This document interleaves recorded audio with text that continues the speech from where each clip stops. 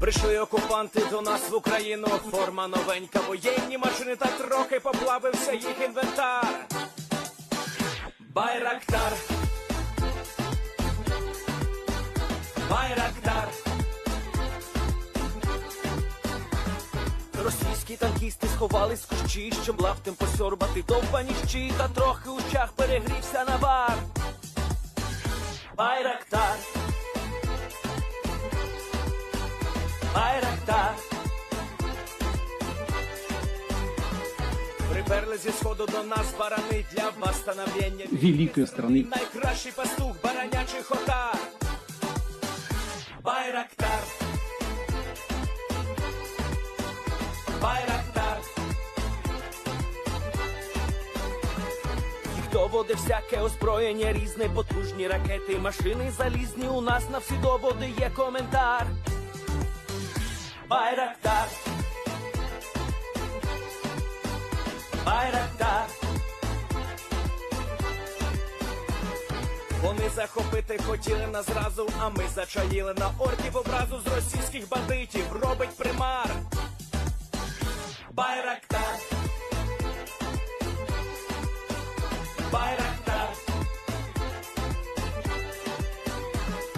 Російська поліція справи заводить, там вбивцю рашистів ніяк не знаходить, хто винен, що в нашому полі глухар. Байрактар, Байрактар. Веде пропаганду кремлівський урод, слова пропаганди ковтає народ, тепер нове слово знає цар. Байрактар. Байрактар. Байрактар. Байрактар. Байрактар.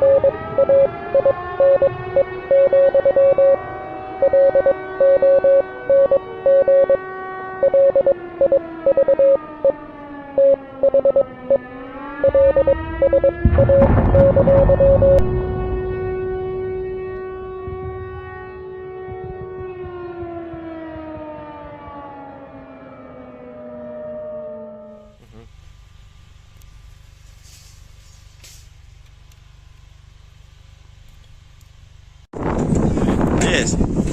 The Leaf Spring Army sends its regards.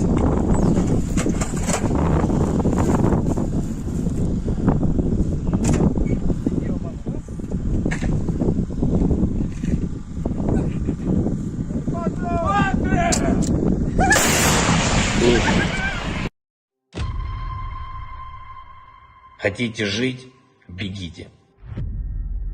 Хотите жить – сдавайтесь в плен. Россия не получит новую территорию Украины. Россия присоединит себя к той катастрофе, которую она принесла на оккупированную территорию нашей страны. Оккупант заполняет могилами захваченную территорию Украины. И все больше могил на территории самой России. Ценой того, что один человек в России хочет продолжать эту войну, кто хочет войны больше, чем жизнь. Ваши жизни, граждане России.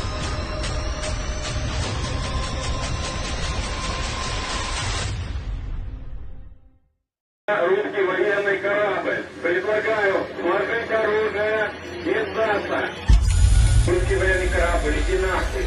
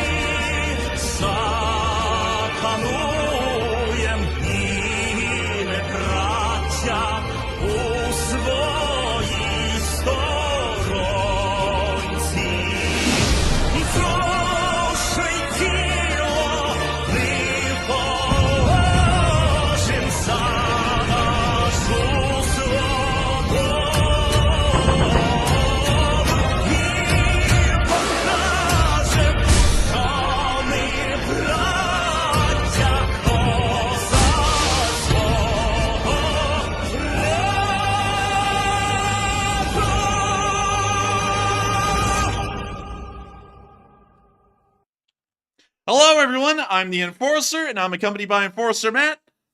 And good evening, folks. It's Enforcer Matt, and welcome back to day 536 of the news. And it's good to see you all once again on another Sunday fundraiser night. And of course, it is the night of the week, the night that every single day is building up to, which is the Sunday fundraiser. And this week, we have Revive Soldiers of Ukraine as our fundraiser of tonight. Revive Soldiers of Ukraine is an amazing nonprofit organization that's been operating since 2018 with a $400 donation just coming in from DCC Prime 1, absolute legend, and also getting back to the fundraiser, which is starting to blow up now. The fundraiser has been in operation since 2018, providing life-saving rehabilitation and medical services to Ukrainian soldiers that have nearly been mortally wounded on the battlefield. These soldiers have given nearly everything, just short of their lives, to defend their nation and to defend the entire Western world from further Russian aggression. It is amazing to think that there is a nonprofit out there that focuses on that side of things, which is helping out these soldiers who have given practically everything they have to defend every single one of us and also their countrymen. I, of course, have already put in my $100 tonight. I put it in about like 5 or 6 minutes into the stream. And if any of y'all ever wanted to match me, $100 is how much you would need to put in to match my donation. But I highly suggest that everyone donates to this fundraiser tonight because Revive Soldiers of Ukraine is an amazing nonprofit. And not only that, the Lee Spring Army has always been behind Ukraine and has always been behind saving the lives of anyone in Ukraine, soldier, citizen, or even foreigner in some instance, or foreigner. I don't know what the hell that is, but I just came up with it. I highly suggest that y'all do support the fundraiser tonight, and hopefully we can blow well beyond the $5,000 goal. $5,000 is the goal of the night. But one thing that I know, and one thing that I've seen, is that the Lee Spring Army always goes above and beyond every expectation ever put in front of it. If the goal is $5,000, the Lee Spring Army will raise $10,000. If the goal is $10,000, the Lee Spring Army will raise $20,000. And one thing's for certain, is that while other people may give up on supporting Ukraine, and some others may continue to support Ukraine, but only with prayers and of course, kind words, the Lee Spring Army supports in the way that matters. We support Ukraine by actually making a difference on the ground and saving people's lives. And that's one thing that we're going to keep doing until this war ends. And so please make sure to support Revive Soldier for Ukraine tonight while we get into the breaking news. And speaking of which, let me go and open up a new tab. Oh my god! Trister just moved through $500. Holy and moly! Also, Zyper Sniper put in a 100 as well.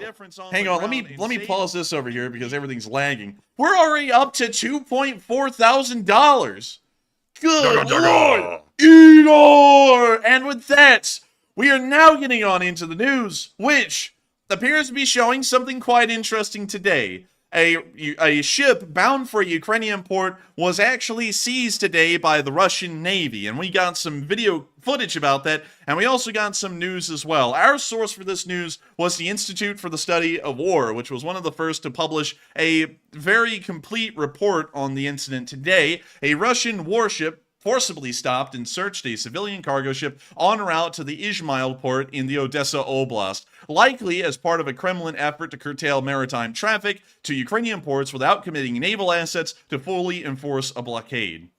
What they did is that they sent out the Vasily Baikov to go and seize a merchant ship that was making its way to the port of Izmail.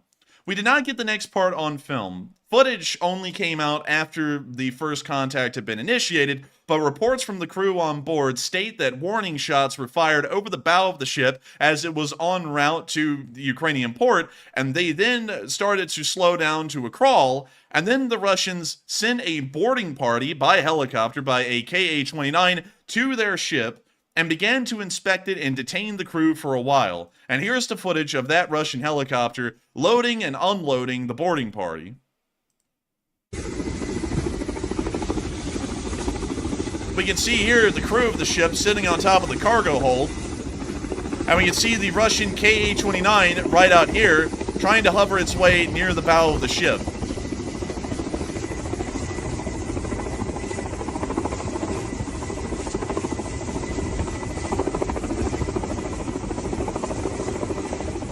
The helicopter's having a very tough time trying to hover. You can see the pilot struggling with hovering the helicopter over the moving ship. And we now see them loading up one of the Russians. Apparently the guy was so heavy, if you notice, Matthew, when they tried to pull him in, he actually pulled the helicopter down. Did you see that? Yes, it went down slightly. Mr. Lunchtime has arrived. Mr. Lunchtime has freaking arrived. And I saw Melanie Cortez say, how is that even legal? And no, it's not legal. Definitely not. It is not legal. This is a violation of this ship's sovereignty. And Matthew, I believe that you're a little bit more knowledgeable on this story than me, because you were the one who put together most of this news earlier today. So what country flagged this ship? Let's see here. It was a strange name. Let me go to our Twitter real quick and see if I can find the exact name. Let me scroll down to it. Palau. P-A-L-A-U. Palau. Palau? Man, that's all the way out there in the Pacific. Dang. That's probably part of the reason why the Russians felt so emboldened to stop it, by the way. Yeah, Palau is actually a pretty small country, in case y'all don't know. It's a coalition of islands, and I'll go and type it in real quick so that way I can show y'all. It's a coalition of islands out here around the main island of Palau. You can see all of them here. And some of y'all may actually be very familiar with one of them if you're into World War II history, which is Peleliu Island, where the major battle of Peleliu unfolded just south of the actual island of Palau. Nevertheless, it's a smaller island state in the middle of the Pacific, and that may be why the Russians have selected this ship as the target, considering that Palau is kind of in the Western world, but not as heavily as a Japanese flagged or a South Korean flagged ship would have been if we're talking about Pacific countries, or a European ship would have been. Or for that matter, a Chinese ship, because there's actually a decent amount of Chinese ships that end up in the Black Sea at Ukrainian ports because they're transporting Ukrainian grain back to China. But nevertheless, that may be why they have selected this ship as the target for this seizure and detainment. We can see the helicopter continuing to hover and try and board the troops, but we can see the helicopter's having a very tough time hovering over the ship. We can see that it had to move off for a minute to come back. We can see that they've left one Russian Marine or one Russian naval infantryman on the deck alone. Dude, wouldn't that be funny if the crew just got up right now and said, "Get him!" and they just like pinned him down and took the machine gun? He's all alone. And now we can see the helicopter trying to bring itself back in.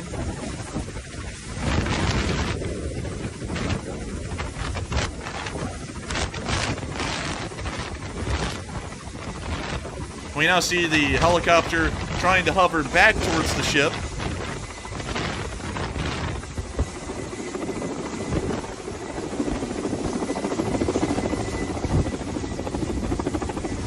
I gotta tell you, this guy's piloting skills in the helicopter is sketching me out because it looks like he's only like one band adjustment of the stick away from just planting the helicopter's rotor blades into the front railing and just sending the helicopter overboard into the sea or crashing onto the ship itself.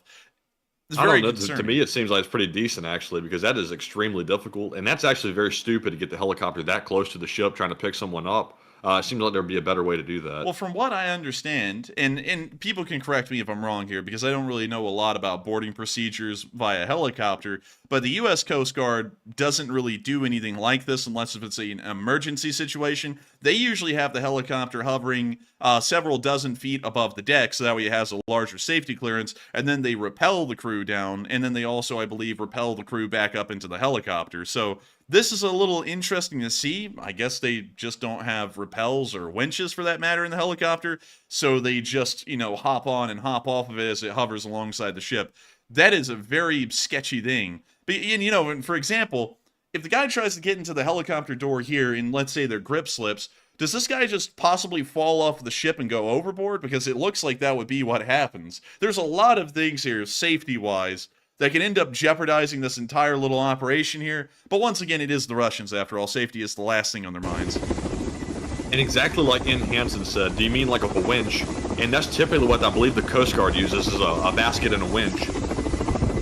Yeah, even when the U.S. Navy is detaining ships or inspecting ships, I believe they also use winches and they rappel onto the ship as well. I don't think anyone does anything this crazy, because this is very unsafe. In case if anyone does not know, from what I've heard from helicopter pilots, and if Colleen Emsley's here tonight, they can correct me if they want, hovering a helicopter in above a moving ship with the kind of wind currents that you have going on out there is actually one of the most difficult things a helicopter pilot could try and undergo. And then trying to board and onload and offload crew onto that helicopter at the same time would probably be one of the most difficult things that a helicopter pilot could imagine. That's why you don't really see them do it much. And they're doing this almost as like a standard mode of operation here, either showing that they don't have winches to load and unload the crew with, and also, we can see that Fernando de la Luz has a little bit of an answer here. He said, they usually do drop-offs on the aft part of the ship. We actually got to visit Palau when I was in the Navy. And so, apparently, usually, they're dropped off near the stern of the ship. And so this is also a little bit weird to see them operating from the bow of the ship up there. So with that, that's the end of that clip. But from what we understand, they detained the ship for a while today and inspected it. And it's been a bit of a big deal. Not really the detainment and inspection of it, which, you can kind of consider to be piracy, because I'm not really sure, Matthew, and I'm going to have some brush-ups of this story on your end, because I was focusing on another story today happening in Urajane. But from what I was understanding, this ship was actually kind of seized in an area that was under some questionable jurisdiction as to who really was in control of those waters. Yeah, I'm not totally exactly sure what section of the water it was seized in, but I believe, pretty sure it was international waters where the Russians got it. The Russians hopped out from some hiding spot in Crimea, and they jumped out, fired warning shots at the vessel. Then they got it to successfully stop, and then they boarded it. They went around and inspected it, probably stole some things, and then they got off the boat, as you saw in that video right there. Interesting. And so, of course, while this was all a bit of a big deal today, probably the biggest deal about this was the one thing that nobody's gotten video evidence of, but the crew reported, is that the Russian ship, the Vasily Baikov, which is the one that intercepted the freighter today, actually fired a couple of warning shots from its main gun across the bow of the ship. And when I say across the bow, I don't mean directly over the bow, I mean in front of the bow and past it. But that has been quite concerning, because that is the first time that a Russian warship has directly fired in the direction of a merchant ship at any point in this war. There has been one ship in the entirety of the war that was hit by a missile. I believe that was and I'm trying to think about it, it was either a Bulgarian flagship or a Romanian flagship that was sitting inside of the Ba River area near Mykolaiv, and it ended up being hit by some kind of a Russian missile. Although none of the crew, from what I understand, was killed, a few were injured, and that was the only other ship to have come under direct fire, a merchant ship to have come under direct fire from a Russian weapon-directed anthem. This is the only other kind in history, and also, the other one wasn't even aimed at by a Russian ship. From what we understand, it was actually a ground-launched missile that ended up hitting that ship. So, this is the first instance of its kind, and it's starting to show that the Russians are trying to send a message, but it is a message that is being lightly enforced, especially compared to what they were saying before the seizure and detainment of the ship today. The Russians swore earlier on that they were going to be conducting a full blockade of Ukrainian waters. That means from end to end, Ukrainian waters would not be accessible to merchant shipping, and any ships entering that area would become targets and would be destroyed, as they would be considered to be carrying military assets or military equipment to Ukrainian ports, and therefore a target in the war. Legally, that's actually something you can do. If a merchant ship enters an area of water where a country is at war, the enemy party can actually destroy those ships in that area, even if they are not flagged by the Ukrainians and flagged by other countries, because that is just the maritime law. That is just how wars work. That's also why you saw no merchant shipping entering the exclusion zone in the Falklands War in 1982, is because of that reason. There was an exclusion zone created around the Falklands Islands where no merchant shipping could enter, otherwise they would be considered a target, a naval target, because they may be carrying assets either for the Argentinians or for the British. Really, no ships would violate that maritime exclusion zone, but there was a bit of controversy during the Falklands War, to bring up a little bit of an example, where the General Belgrano, which was a Cleveland-class light cruiser that the Argentinians were taking from the Falkland Islands Naval Exclusion Zone area and back to the port of Ushuaia, it was actually torpedoed by the HMS Conqueror, and that was a massive controversy at the time as to whether the HMS Conqueror had the right to destroy the Belgrano because it was outside of the exclusion zone. And so you can see that there's a lot of questions and a lot of debate about how ships can be destroyed inside and outside of jurisdiction, and they usually try and strictly enforce it. Although in that instance, it wasn't, and nothing came out of it. They just sank the Belgrano, and the Conqueror went on its way. But nevertheless, this is something that's starting to cause massive debates in the Ukrainian world, as to whether this is a form of piracy or whether this is something that the Russians can do.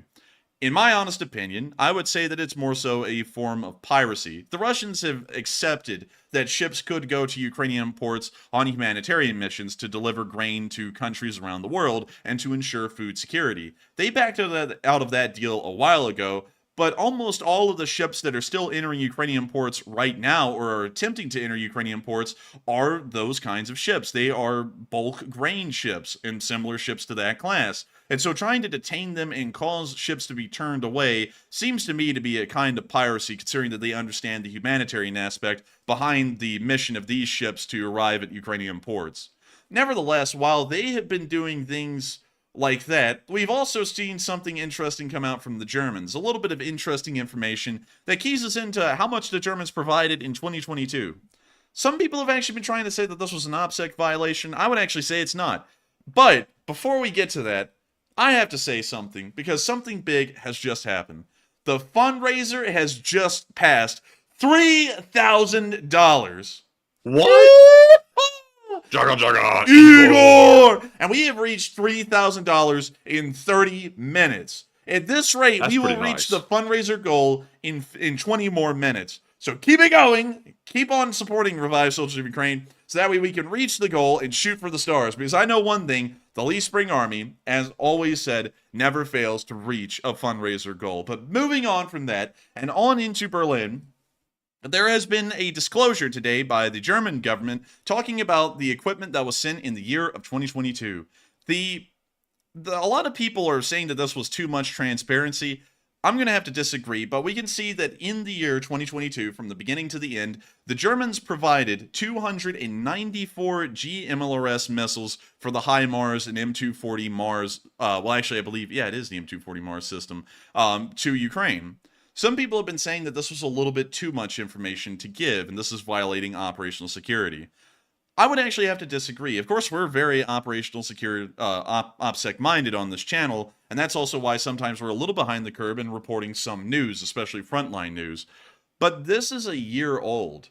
The last missile that was sent due to this information was sent on December 31st of 2022 at the latest. It is 8.5 months later. these missiles have most likely been used at this point, and so it's not violating operational security to give this number because the information is so outdated, it is obsolete and not even usable from a Russian information perspective. So interesting to see, and also I have to say, a decent amount of credit should actually be given to the German government for disclosing these numbers, because while some people could argue that it is violating operational security, which I don't really see the argument there, I like that it's being transparent with the German public about what kind of equipment and what kind of monetary values have been delivered to Ukraine in the form of military support. I think that's a great step. I think governments should always be transparent, but at the same time, especially when dealing with issues such as war, they should make sure that that transparency is held up for a little bit, maybe a year, maybe 2 years, until the full and accurate information is released, so that way operational security can always be ensured. And so with that, I think all the countries should be that transparent, because we overclassify everything the West does, especially the United States. And there's no reason to classify things like this, because who cares if the Russians know exactly what's been sent and in what numbers? Now, location, and that's another story. If we were like giving a map of where the stuff went, that'd be a different thing. But I see nothing wrong with this. And I would say I don't see anything wrong with this either, but I do see something wrong with stating exact numbers and exact equipment at certain times.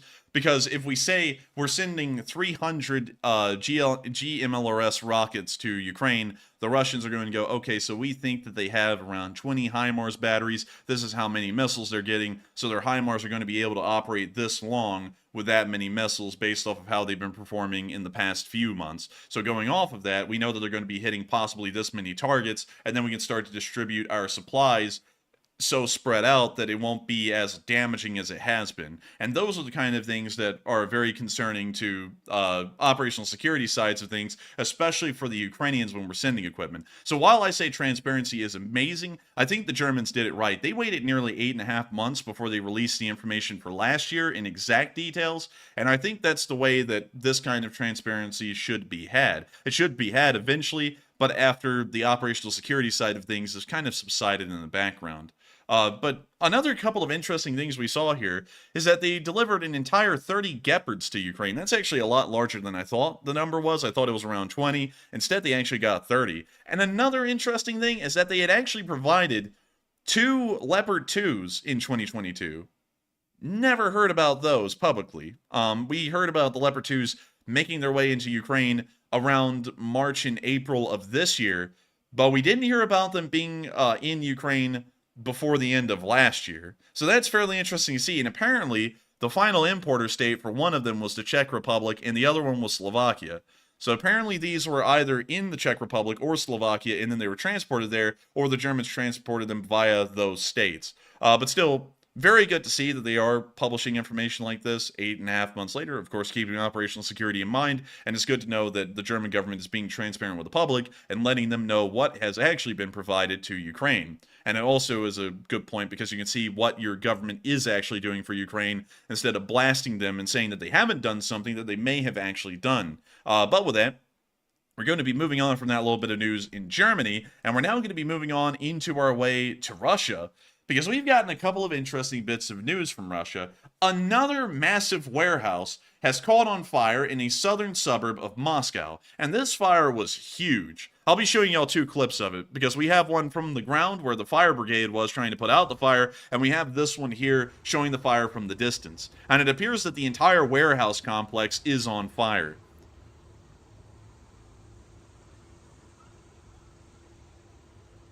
That's tough. That's some thick smoke. Man, that kind of stuff is the stuff right there that makes you go, that's it. But we can see the smoke billowing into the sky, and another major warehouse was destroyed.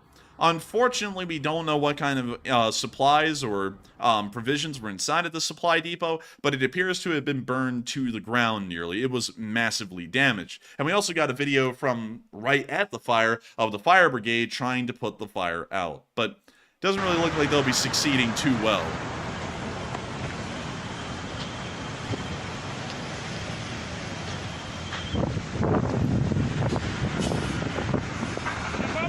So that's the end of the clip, but as we can see, it's fun times at sea for the Russians, and they are going to be having a very bad time of it, but hey, that's the Russian way. Speaking of having if the Russian chain smokers were really that good, they'd go up and take a big huff of that. Man, dude, Russian chain smokers are no joke though, man. You know there's someone out there going, Dude, that looks like the nice, delicious cigarette that they used to get from the West that is now banned from import. Oh goodness, have you seen that new vape? Oh man, I'm telling you. Dude, the Russians will be sitting there, you'll see that smoke cloud go flying off into the distance, and then you'll just see it start going to the ground in multiple little streaks, and you'll see Russians down there just sucking it in or something. They'll be going, man, this is delicious. It's just like, Yes. it's just like the Marlboro cigarettes I used to get from the West. But anyways, moving on from that and out of Moscow and on into Omsk, fun times have been had by every Russian, and especially these guys, as these are some of the new recruits that are going to be sent off to the war from the city of Omsk.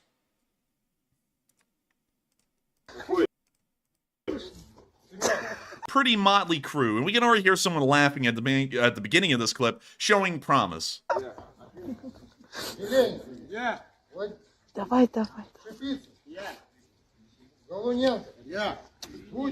Man, is this guy throwing up a gang sign? They called his name. He went, yeah, Crips, chicken. It's like, what? He's rapping Wagner dog. And now you see them getting onto the city bus. Dude, imagine taking a It's like city a train. Dude, imagine taking a city bus for like a long distance bus ride throughout the entirety of Russia from Omsk to wherever they're going. That would be a nightmare, man. That would suck. That's high class for Russia.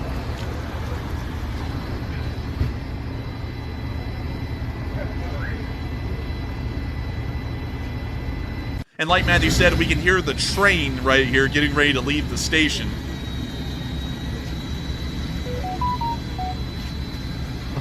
What? Dude, that was this person getting the conscription notice for the next batch. She's like, oh? He's like, oh no. And there goes the bus that sounds like a train. I mean, this thing really does sound like a train. It's no joke.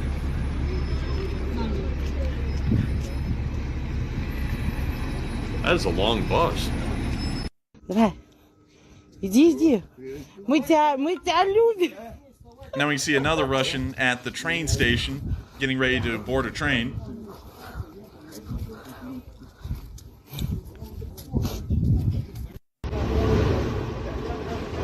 We now see them saying their goodbyes as they're about to board the train here as well.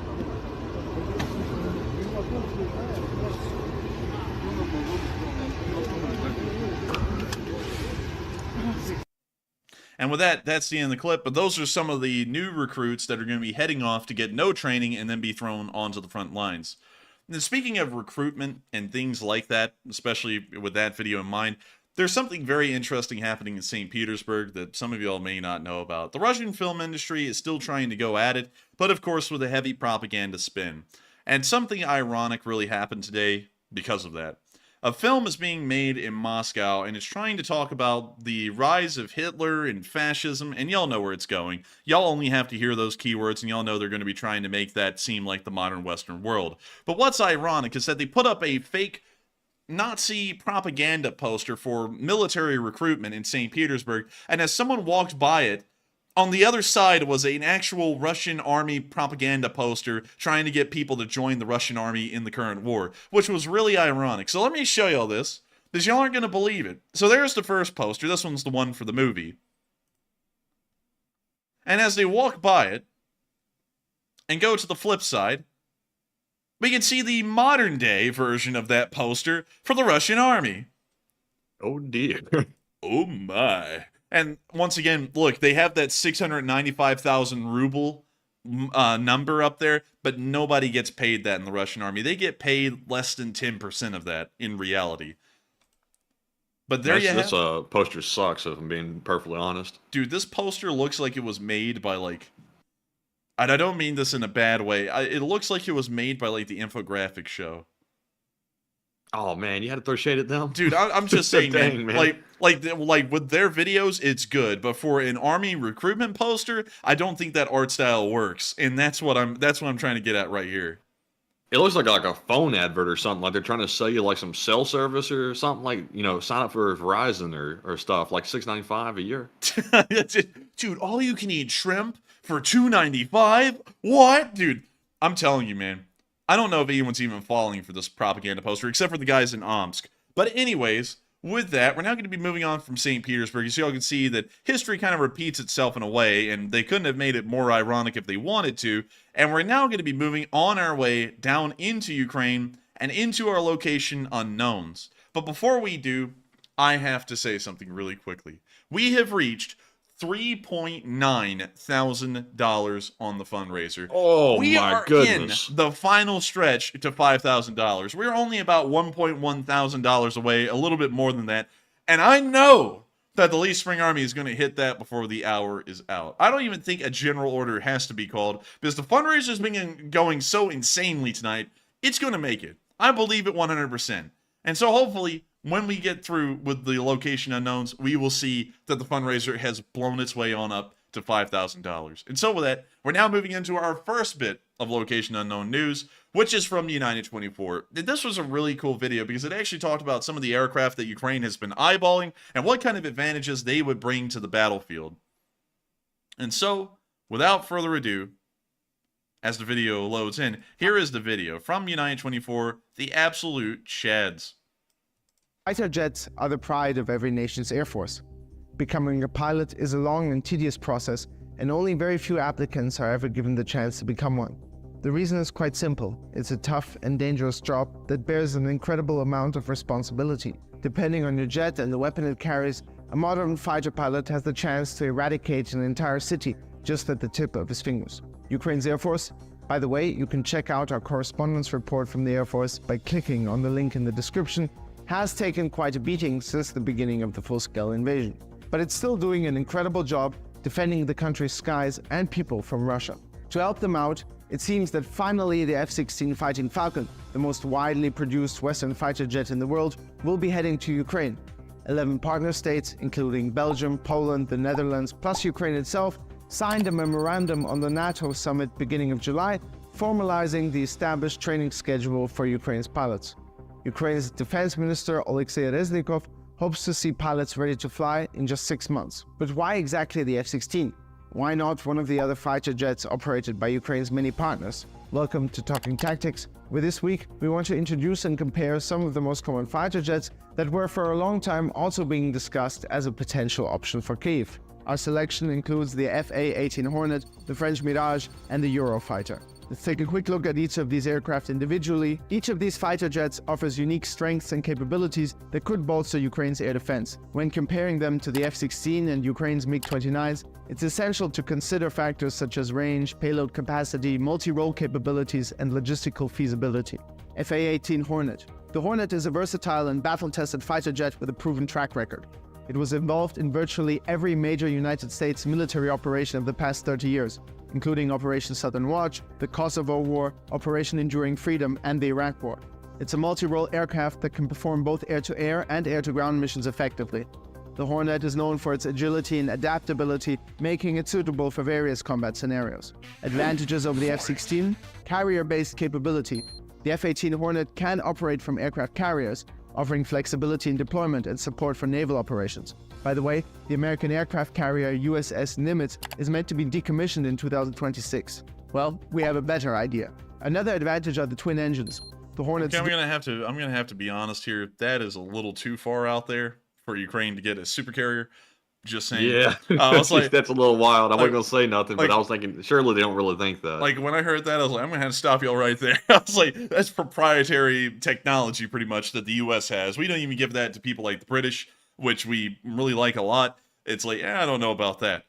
dual Man, he was getting all engines excited provide about an it, too. added layer of he was getting a little excited up here. He was doing a little jig and a dance. He was like, ooh, that's it. I was like, nope. I was like, I'm sorry, man. It's like, we could give everything, but aircraft carriers is like, man, that would be a little. I'm just feeling like that would be a little too far. And that's kind of ironic that they knew that it was being decommissioned. They're like studying our like decommission schedules and everything, like trying to figure out what they can get. Dude, they're sitting there like with a little pamphlet for tonight's schedule, like at an orientation or show, going, that one's being decommissioned. Maybe buy it. It's like safety during operations. Disadvantages compared to the F-16. Range. The FA-18 Hornet is a bit slower and has a lower ferry and combat range than the F-16. The F-16 is more maneuverable, able to handle up to 9G. The Hornet, although some say it could theoretically do the same, is in the US military limited to 7.5G. Availability. The Hornet is operated mainly by the US Navy, but also by the armed forces of Australia, Canada, Finland, Kuwait, Malaysia, Spain, and Switzerland. The French Mirage. The French Mirage is a legendary fighter jet known for its speed and sleek design. The Mirage series includes various models, each with its unique capabilities. It is primarily an air superiority fighter. Advantages. Speed. The Mirage is exceptionally fast, giving it an edge in certain dogfight scenarios and interception missions. Proven design. The Mirage has an illustrious combat history, including the Gulf War, as well as in UN and NATO air operations during the Bosnian War and the Kosovo War, showcasing its reliability and combat effectiveness. Disadvantages. Age. Most operational versions of the Mirage are much older and more out of date than the modern variants of the F-16, a jet plane which received so many upgrades over the years that it's hard to really keep track. Only recently, the French Army retired 13 Mirage, since they are considered somewhat obsolete. For example, the older Mirage 2000C lacks a radar-guided missile for longer-range engagements. Availability. France, but for example also Greece, have operated various Mirage models over the years, and while they might have phased out some of the older versions, they still have some stocks available for foreign sales or assistance for Ukraine. Eurofighter. The Eurofighter Typhoon is a technologically advanced and highly capable multi-role fighter jet developed jointly by several European countries. Advantages over the F-16, advanced technology. Oh, sick. The Eurofighter is equipped with cutting-edge avionics and radar systems, giving it a significant advantage in situational awareness. Superior maneuverability. The Typhoon's delta wing design and thrust vectoring capabilities make it highly agile during air combat. Also, its dual engines, like with the Hornet, give it an extra layer of safety. Disadvantages compared to the F-16. Cost. The Eurofighter is generally more expensive than the F-16, impacting the overall procurement and maintenance budget. Logistics. Since the Eurofighter is a joint venture, ensuring a smooth supply chain and support system may require additional coordination. Availability.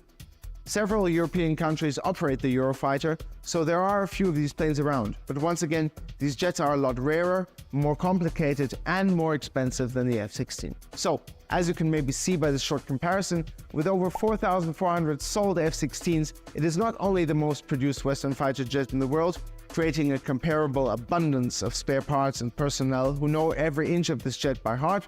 Also, in terms of costs and technical aspects, the F-16 just seems like the most logical and well-suited and well-rounded solution for Ukraine. What do you think? Maybe let us know in the comments. Otherwise, thanks for watching Talking Tactics, hit like and subscribe, and see you next week. Man, those Ukrainians, they got some expensive taste, I'm telling you. Man, I'm telling you. Nimitz class carrier. I mean, you know, that's on up there. Let me pull one of those up real quick because I got to give a little bit of perspective to the Nimitz. Man, they're comparing these multi-million-dollar fighter jets like they're comparing like Kias to Hondas. So, let me go make sure. So here we go. Here's the Nimitz class carrier. These are the largest aircraft carriers on Earth. Well, except for the Gerald R. Ford class. That's actually larger than the Nimitz. Up until then, though, this was the largest aircraft carrier class in existence worldwide.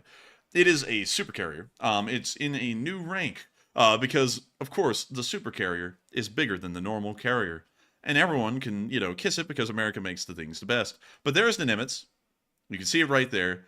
And it has a complement of aircraft that can't be matched. And for most navies to have the complement of aircraft that a Nimitz class carrier has, they would usually have to have 2 of their conventional aircraft carriers, sometimes even 3, to be able to field as many aircraft in a single area as the Nimitz class can. The Nimitz class is next class. No joke. No pun intended there either. And it has a pretty decent armament as well on board. It has multiple Sea Sparrow systems. It also has multiple phalanx, around 4 of them on board. And it has a decent amount of guided missile launching systems as well.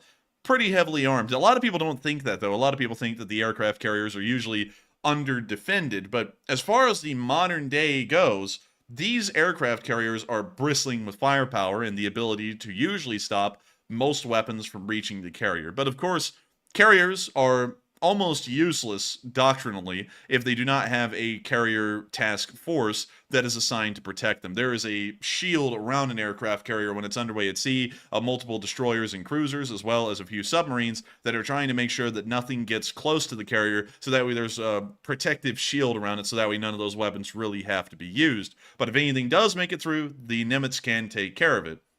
The problem, though, is that Nimitz-class carriers are incredibly expensive. The cost to build one of these things is $10.1 billion US in today's money. Incredibly expensive, prohibitively expensive. For all of the support we've given Ukraine, that would buy about, in military support alone, about 7 Nimitz-class aircraft carriers, maybe 8. But then you wouldn't even have any aircraft to put on board. You wouldn't have any crews to put on board either, because no cost would have been put towards that. That is just being put towards aircraft carriers alone. Nothing added, like batteries included.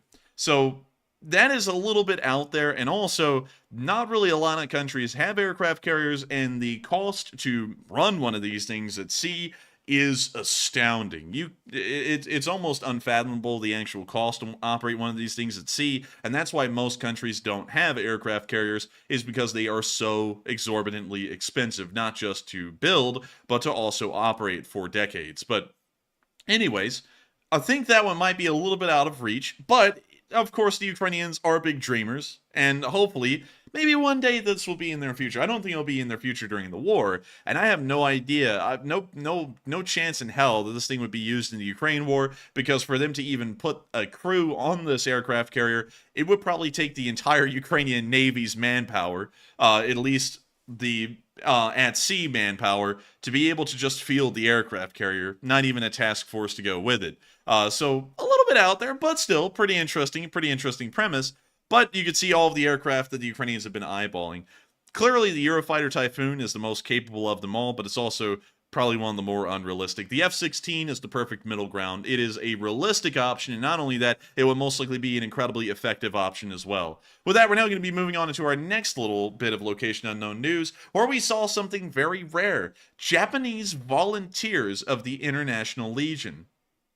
We don't really see a lot of... That is different. Yeah, we don't really see a lot of Japanese volunteers inside of Ukraine. You don't really see a lot of Asian volunteers, for that matter, at all. And the reason why is because, one, they are on the other side of the world for the most part, and two, usually these countries like Japan and South Korea are actually very militant about people going overseas and becoming volunteers in foreign militaries. In fact, a lot of South Korean volunteers have actually run into a lot of problems coming home because the South Korean government detains them, arrests them, and tries them for being volunteers in an international war. Regardless whether the governments agree with that country or not, it's largely against the law. And so these guys are risking becoming criminals in Japan for their actions of standing up for Ukraine and defending them. But you got to give them a lot of credit, especially with that in mind, because these folks are putting everything they have, their entire lives on the line for the most part, and their liberties, to defend Ukraine just because they stand with the cause. You gotta give them a lot of credit for that. And also, the Japanese Ground Self-Defense Force, while never really being in a large amount of combat, really not being involved in combat at all, they are one of the most meticulous and well-trained armed forces from a external viewpoint in the world. And so hopefully these guys are certainly proving their salt on the battlefield and helping out the International Legion and keeping the Russians at bay and eventually pushing them back. With that, we're going to be moving on from that little bit of news and on into our next one, where we also saw a kamikaze drone hitting some Russian forces. We didn't get a location for this, but we did get a video, and also some interesting music. The Benny Hill song. Like, Zoink Scoob, I think the copyright attorneys are coming for us. Raggy RPG! And so we can see it landing right there. Oh, man, they did him dirty. Man, they did him dirty. They really did, in front of his squad. But with that, we see the FPV pilot is saying that he got the mission done, and that's the end of the clip right there. With that, we're now going to be moving on into our next bit of Location Unknowns, where we can see a Ukrainian battle warm-up. Many people are always saying, wars are not like video games. And to that I say that's ridiculous. I'm just kidding, wars are not like video games. But apparently some Ukrainian soldiers believe they are. And we can see that they are doing a little bit of a pre-battle warm-up on their favorite first-person shooter. Ось так ЗСУ перед бойовими проводять обучення. CSGO. They're traditional. Well, he's operating the machinery for a minute. Nope. No, he's playing CSGO in some house. But anyways, pretty funny to see. And of course, war is just like a video game, everyone. Isn't life just a big game? I'm just kidding, it's not. But still, pretty funny to see him making the joke there by playing the game. And hell, maybe the guy is actually a really good CSGO player. But with that, we're now going to be moving on from that little bit of news and on into our Russian casualty report. And it has been pretty high. But before we really get into Oh man, they only got one. What happened? They only got one, but one thing I know is that we are not just going to have one more dollar come through this fundraiser. This fundraiser right now is sitting at nearly $4.2 thousand. We are only around $800 away from the $5,000 goal. And I think right now is the best time, if any, to call up one of those famous general orders. The general order is now active. General order number 23. If you have $5 to throw into this fundraiser, you must throw it in if you are a part of the Lee Spring Army. The Lee Spring Army has never failed to reach a fundraiser goal, and we never will, as long as these fundraisers keep going. And so let me really quickly try and focus on putting in my 20. That's why I kind of got quiet there while I was trying to deliver an inspiring speech. It's a general order. Order, but there is my $20 donation in the live chat, and I hope that all of y'all contribute to this fundraiser tonight to help out revive soldiers of Ukraine and continuing to save Ukrainian lives. I don't know if a lot of people think about this anymore. Maybe people take it for granted, but the fundraisers we run help to save actual lives inside of Ukraine. There's no doubt about it. Those nonprofits that we are supporting, like Revive Soldiers of Ukraine, Doctors Without Borders, among all of the other ones that we've run, they are actually helping people over there. And it's something very big to be a part of. And it's something that this channel is known for across the entirety of the internet. And while people have always tried to tear the fundraisers down or tear the channel down, one thing is always clear. The Lee Spring Army does not care, and the Lee Spring Army will continue to support Ukraine regardless of what Russian bots say, regardless of what people who type in Romania say, regardless of any of that. This fundraiser, these fundraisers, and the Lee Spring Army will never die. The Lee Spring Army is like an eternal flame that continues to burn in support of Ukraine, and the folks over there that receive support from these nonprofits like Revive Soldiers of Ukraine, Doctors Without Borders, among every other one, they're always greatly appreciative. And while they'll never know the names of the individuals who helped to save their lives, we will all know that it was each and every one of y'all in the Lee Spring Army that made that possible. Well, Chad just threw in 672! Goal! Hey! Wait a minute, hang on. Did we reach? Hey, we did it! We hit the goal! Let's go! Eagle! Chugga chugga! Man, I'm telling you. Oh man, I'm telling you. Now we're up to $5.2 thousand. We have hit the goal. And I've got to say, absolutely amazing. Thank you to everyone who's helped out the fundraiser so far. And the fundraiser isn't over. The fundraiser, like the LSA, never dies. While we may have reached the goal, you can still continue to support the fundraiser if you want and get it on up there into space. And so with that, I hope that does address that fairly well. And thank you to every single one of y'all for supporting the fundraiser again. Because Revive Soldiers of Ukraine has actually saved the life of one of Operator Starsky's friends with their amazing rehabilitation. And it was thanks to supporters like y'all who helped Revive Soldiers of Ukraine to operate that made that possible, just as one story amongst the million of them that they've probably been able to be a part of.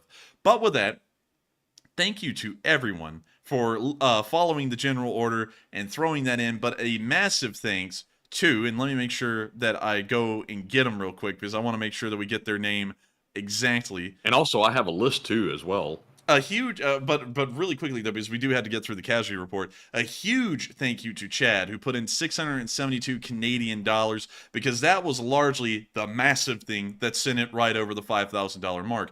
But before I get into everyone else, because I was about to start calling off a whole bunch of other folks, like an OG Ellison Bosun, we have to get through the casualty report, and then we're going to be getting into that in great detail. And so, with that, we saw that one Bobcat skid steer was destroyed, 560 Russian soldiers were liquidated, 11 armored personnel carriers were also destroyed with 20 supply trucks, 3 tanks, 19 artillery pieces, 3 drones, and 5 anti-aircraft warfare systems. An impressive number in most categories today, and once again showing that the Ukrainians are going all out and making sure to wipe out Russian forces as best as they can.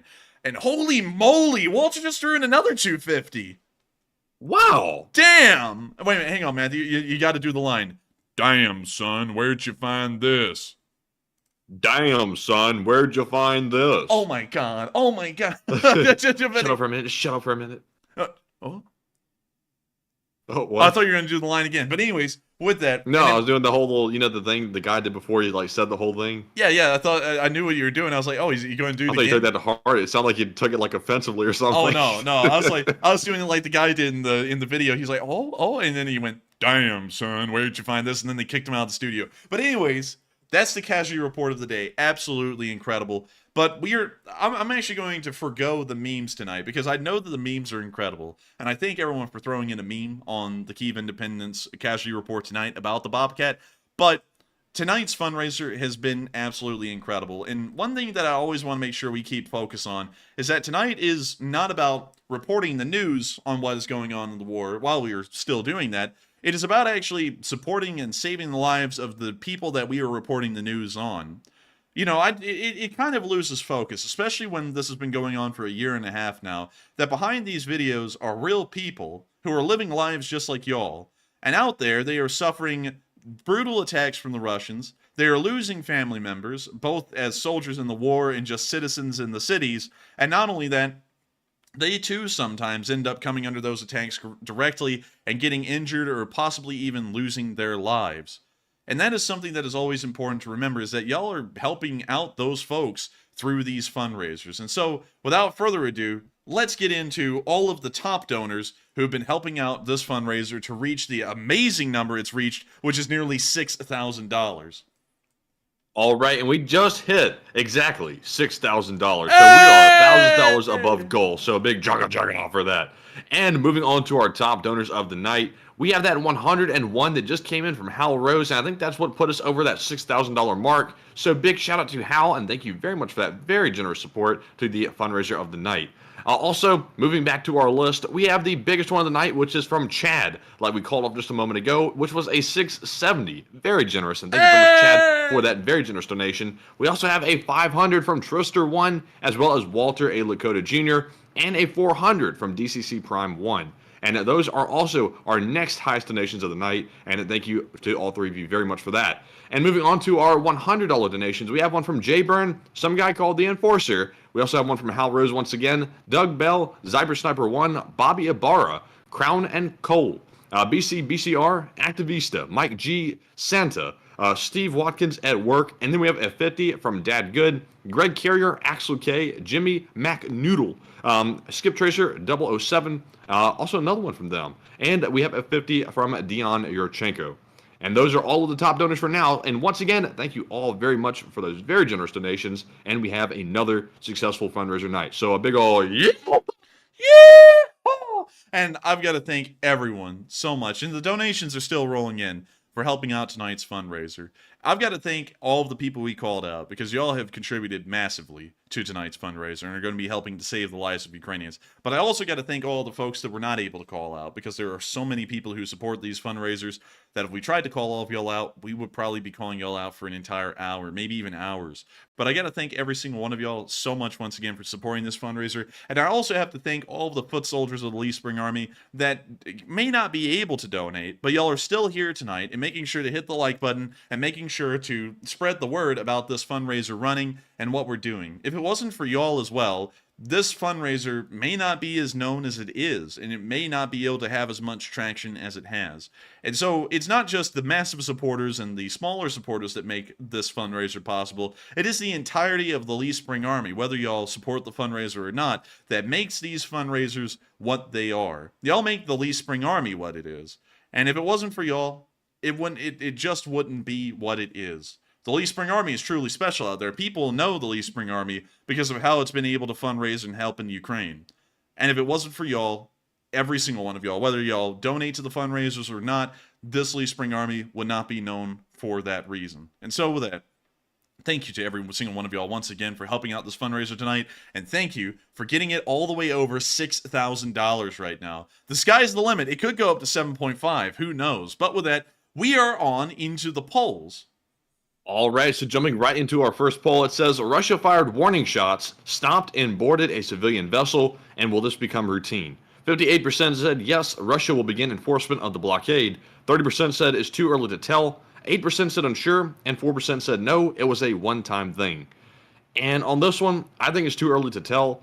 The vessel that they chose to bully was from Palau, which is a very small country, and it doesn't have a lot of defensive capabilities. So it seems like it could be a one-time thing. Russia decided to attack that vessel to try to send a message to the others to try to intimidate, but it's unclear whether or not they'll be willing to attack or fire upon any other vessels coming through. Obviously, they let the Israeli vessel come through. It made it to port, and they didn't mess with it because Israel is a pretty strong force. But Enforcer, what say you? I would say that it is interesting to see that they picked the Palau ship as an example. Some people are actually bringing up that some ships are actually out of other countries, but they usually base themselves or flag themselves as a country like Palau due to tax reasons, usually trying to pay much lower taxes or pay their crews lower wages, which is a thing that happens. And that's something that a lot of people don't know about the cruise ship industry, is that the pay is usually, for most of the cruise ships, terrible. It's like $2 an hour or something similar, because they'll flag the ships out of a country like Honduras where the minimum wage is much lower. But still, moving on from that and moving back into why they probably chose that ship, it probably is because it is a Palau flag ship. They didn't pick on the Israeli one because they know the Israeli one has a lot of backing behind it. Practically the entire Western world supports Israel in really whatever venture it does. And so if they tried to seize that ship, it could have caused a massive row. But they did seize the Palau one, and I think it's trying to send a message that will make other countries leery, maybe even larger countries like the United Kingdom, Israel, China, and so on, a little bit more cautious about sending their ships into the area to try and pick up Ukrainian grain. And so with that, I hope that does address that fairly well, at least in my opinion. And with that, we are on to the next one. And the next poll that we have says, if the civilian vessel had not stopped, do you think Russia would have fired upon the ship? 52% said yes, Russia would have hit the ship. 21% said it's certainly possible. 18% said no, Russia was just intimidating. And 9% said unsure. And on this one, I am sort of on the fence. And I'm leaning toward the side that Russia would not have actually fired on the vessel. Because even though that ship may have not been directly connected with a NATO country, I seriously doubt that the West would take very kindly to them attacking an unarmed civilian vessel. I think we might have wanted to respond to that anyway, or at least other countries would become very outraged by it.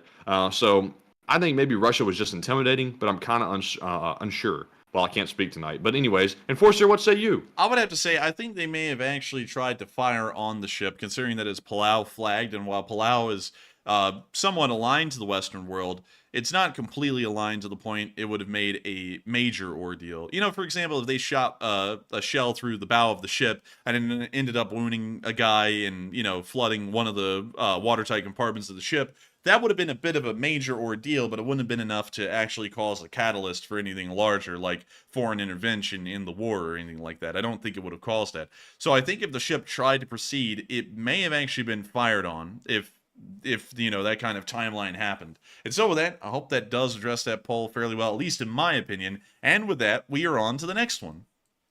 And the next poll says Poland is deploying Apaches and Abrams to their border, and do you believe this is warranted?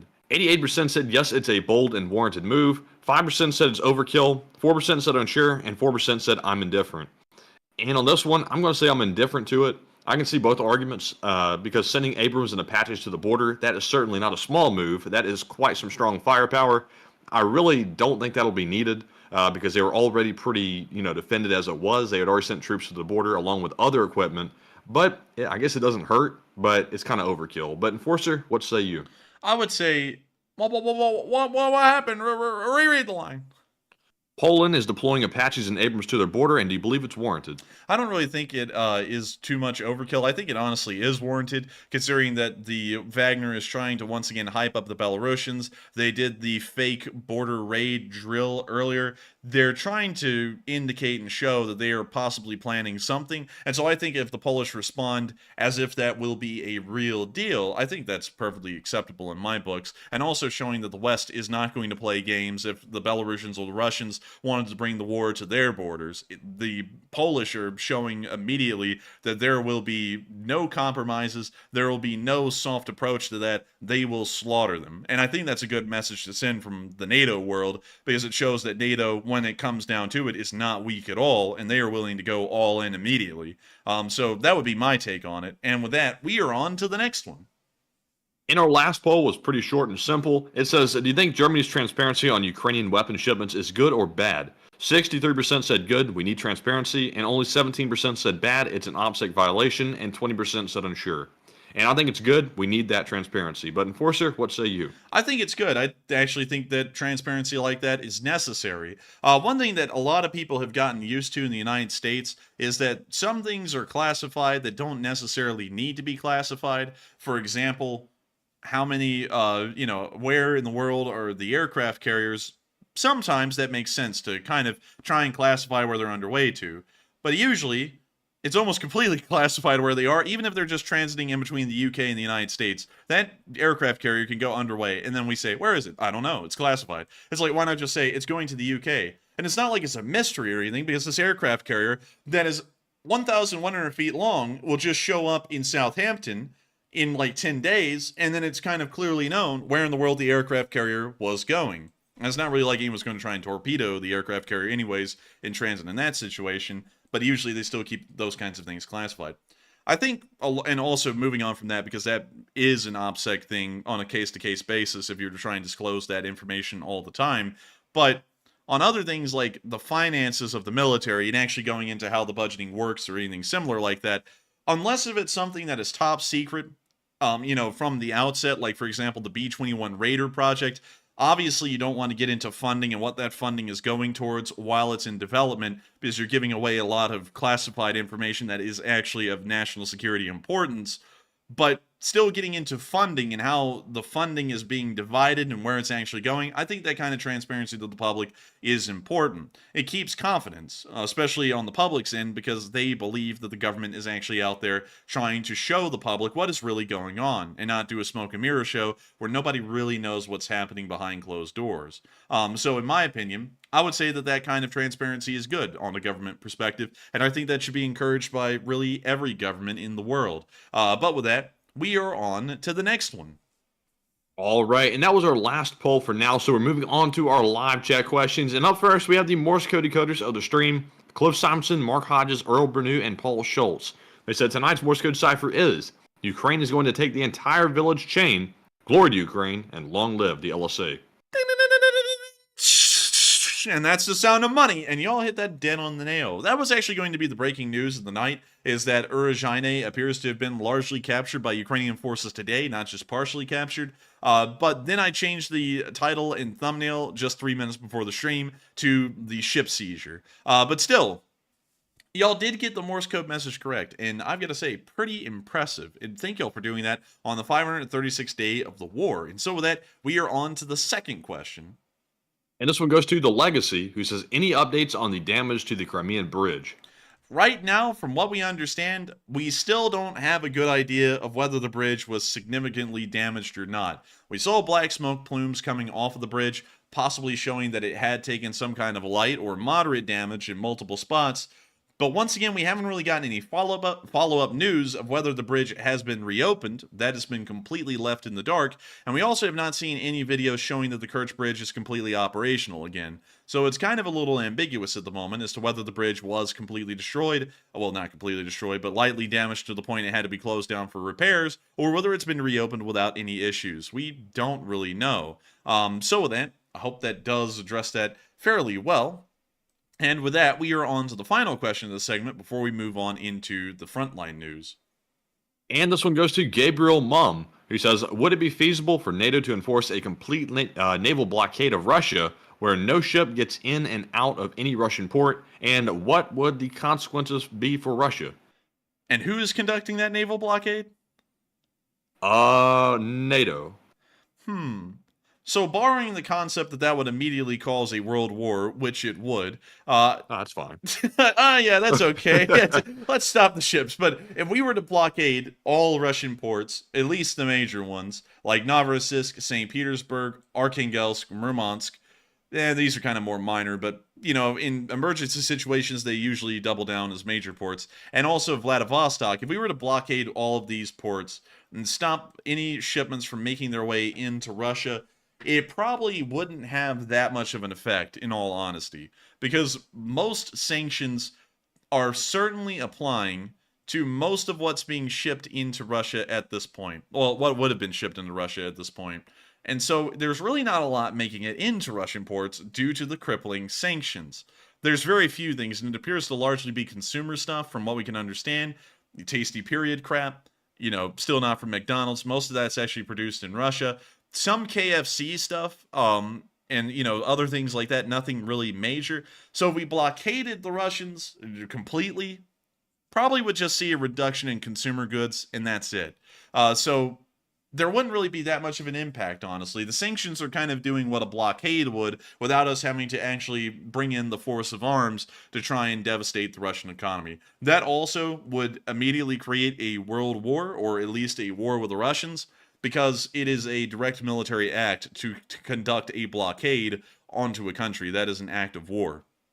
And so with that, I hope that does address that fairly well, at least from my perspective. And with that, we're now going to be moving on out of the question segment and on into the frontline news. Starting off in the northeast, in and around the area of Arapivka, where we saw that the 110th Brigade was able to knock out a Russian T-72 with a drone bomblet.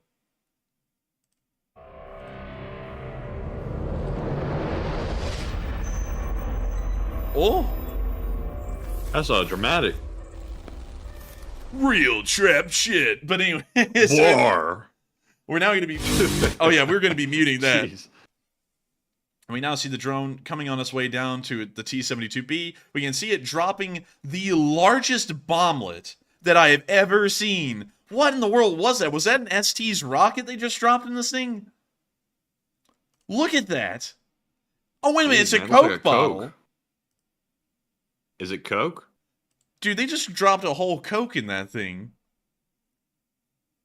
And when you see them dropping another bomb, that one bounced off the rim, so it didn't blow up. And now we see them dropping a grenade, which will probably set off the other two. And there we have it. It set off the other two. Oh, that's unfortunate. And now a little fire is going to start roaring.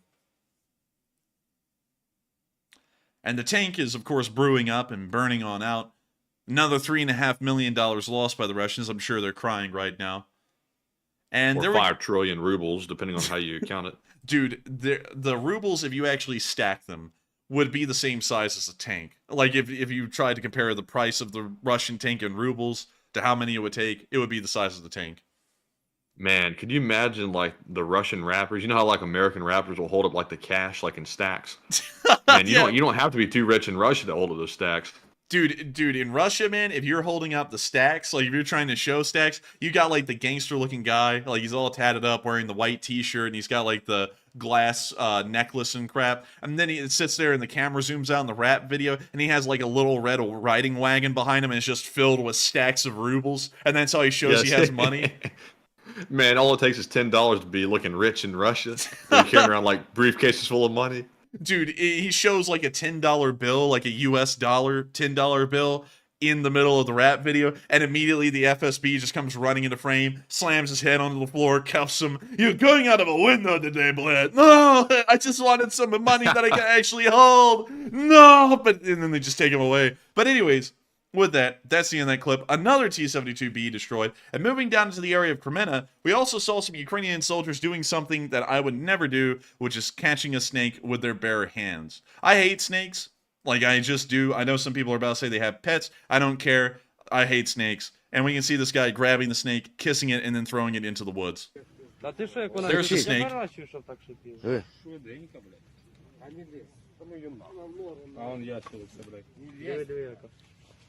And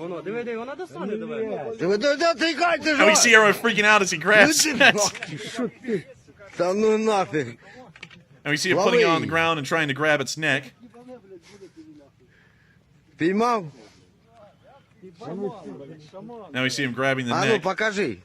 and holding it up to show everyone. Dude's crazy as hell. Yeah, he's crazy, man. Now, what kind of snakes do they have in Ukraine? I don't even know. Вонюча. Man, I'll be pulling out the 9 on that. And he just kissed the snake, still holding it. Да, я снимаю на видео. Throw it at someone. Выкидывай его. See him petting the snake a little bit, Да ты что ты куда kissing it, and the Ukrainians are like, dude, you're crazy, man. Ты что?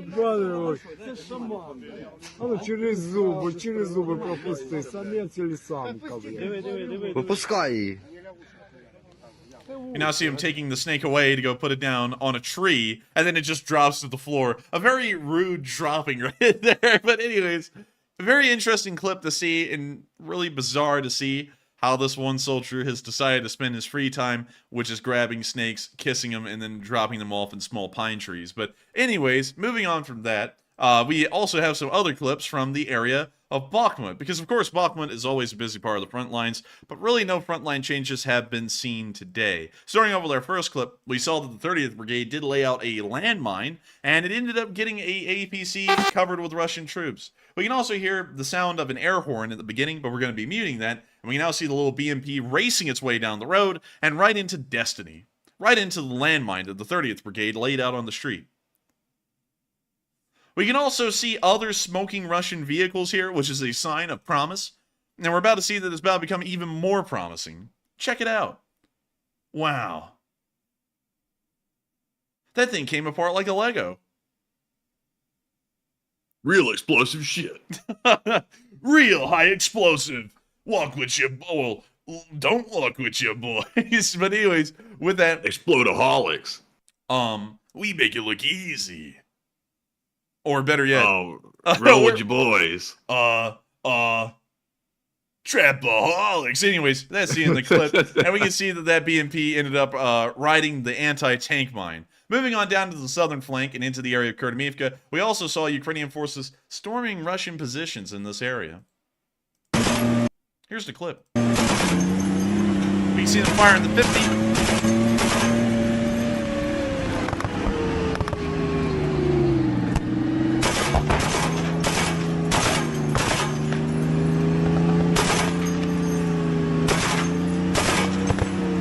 Continuing to lay down that heat.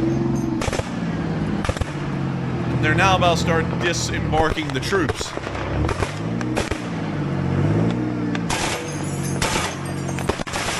I gotta be honest, this guy's not firing it like a machine gun.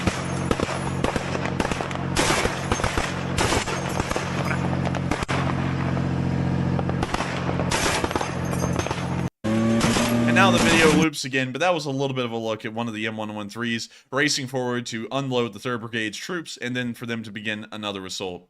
Moving on into the area of Ozrenivka, we also saw the 4th Brigade slamming some Russian forces through their own creations. But what's really interesting about this is that the 4th Brigade is actually Operator Starsky's brigade. Hey! But here's the clip.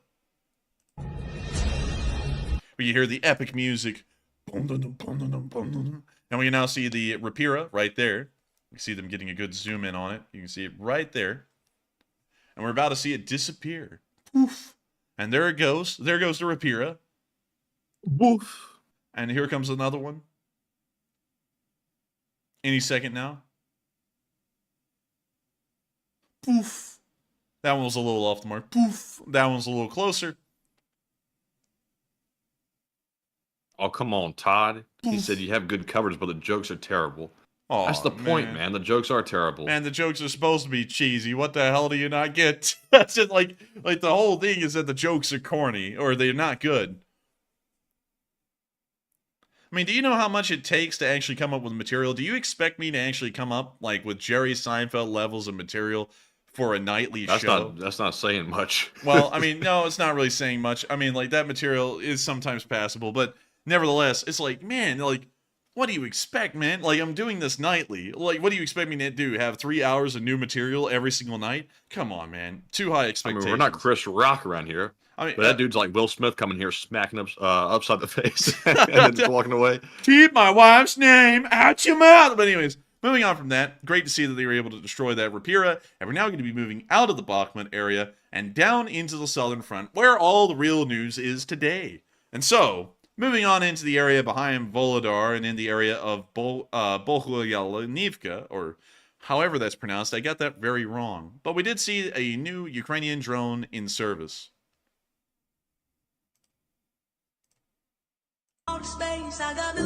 All right. Can I get a number 2 with no cheese? Whatever.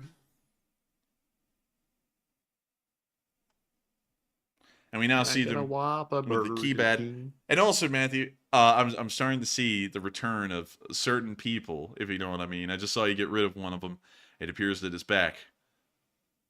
Yeah, we got some people in here. Somebody said salty tonight.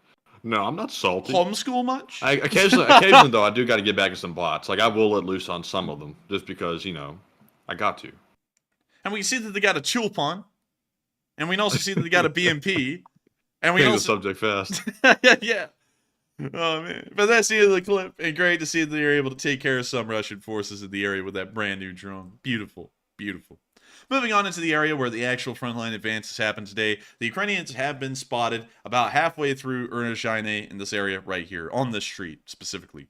This is a bit of a big deal, considering that Urnazhine was the village directly next door to Stary-Mayorsk, and with its capture, the Ukrainians can levy all of their forces onto Zaytova-Bazhanya and moving towards Staromonivka, which is the final village in the village chain. Beyond that, they'll be able to advance fairly easily. But here are some of the clips showing Ukrainian forces clearly in the center of the town today. And so, see the Ukrainian soldiers walking in.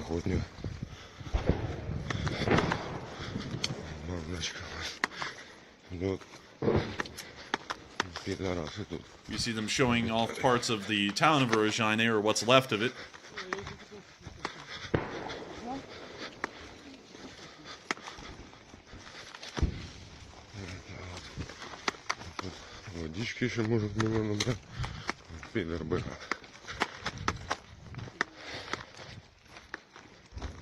See them continuing to walk through Urnazhine. Of course, the footage is a little shaky.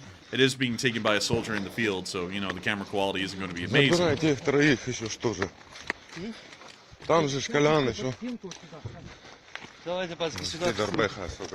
See them passing by a destroyed Russian vehicle. It appears to be a BMD-2.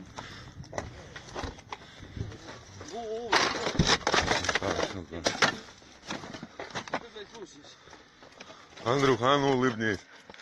Вот ты наш проводничок такой маленький. Колобочек. Вот. А позавчера наша работала. Тварюка, потом. You see them looking around. You can see them taking a moment, standing along the wall, making sure that the Russians can't really see them all too well. And also, that guy's got a nice little rifle there. And we hear a small little Slavo Ukraini right there. Of course, great to hear. And that's the end of the clip. Moving on from that, we also saw another one confirming that a Ukrainian T-64BV had made it into the center area of Urnazhine. The marker was actually located close to the river. And also, I'm going to have to be muting the circus music here, but we can see the T-64 right there. And from what we could tell, geolocating that, and I'll be moving down into that area to show y'all exactly where this is. This is about right here, somewhere in this area near the soccer field. We see the tank chilling right there, looking out into the distance, and firing its main gun in support of the Ukrainian troops inside the town. We can also see a Russian T-80 BVM in the next bar of the clip, but we don't know exactly where that one is inside of Urnazhine. And also, these videos are about 12, 14 hours old at this point, so operational security is no longer an issue because this tank has clearly moved since 14 hours ago. But moving on from that little clip, it is great to see the Ukrainians have made it halfway into Urnazhine and fairly on down there. Based off of that, once again, they are making it to some of their final goals on the village chain, Zaytova-Bazhanya and Staromonivka. Once they take those, we can expect that Russian defenses in this area further south will not be as strong and will not be as effective as they have been against Ukrainian forces. Moving on to our next clip, we also saw that the Ukrainians have been attempting to clear more Pats in this area with an M58 Miklik. All right, we're going to be muting that. But we can, yeah. I'll never eat again. But anyways, we can see them blowing up the mine charge right there in front of the Ukrainian tanks. Those are pretty potent, I gotta admit. I gotta say, those things are pretty strong. It just got rid of the whole forest right there.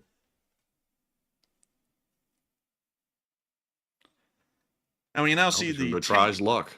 Man, they're like, all right, I'm trying it. And we now see them going into the cleared out area. We can also see a BMP following up behind them.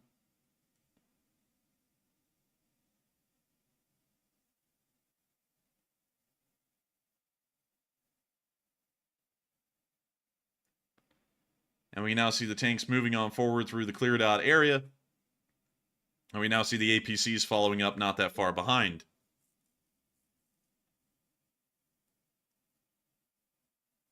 And with that, that's the end of the clip. But great to see that they were using the Mikliks to clear out the area and to make sure that Ukrainian armor could continue to roll forward smoothly without the risk of running over an AT mine and being destroyed or knocked out. Moving on to our next clip in the area, we also saw that a Russian machine gun post was knocked out just a little bit to the west of Uruzhayne and Staromanivka.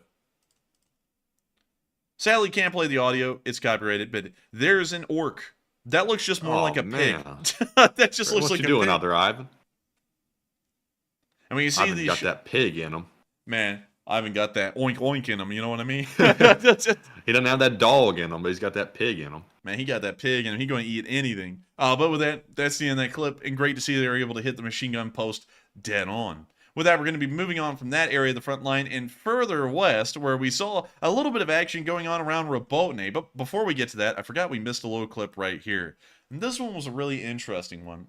A Russian convoy largely made up of civilian vehicles was making its way to the front line with a large amount of supplies, and apparently a HIMARS strike hit nearby and didn't completely destroy a large number of the vehicles, or really even any of them from what I saw in the video clip earlier, but ended up disabling them by puncturing all of the tires and also knocking out a couple of other major features of the vehicles. But here's the clip.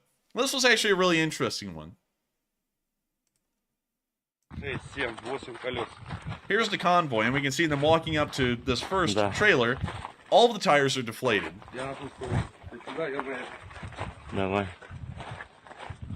Now they're walking up to the truck, and most of the tires are also deflated. Some of them, though, did survive. Бак серый не полностью пробитый, я так понял. Я его не открою, блядь. Well, you see a whole bunch of holes in the fuel tank. I won't be getting far. Busted out windshields. More little holes. A lot of little holes. Это же она была заведенная, значит.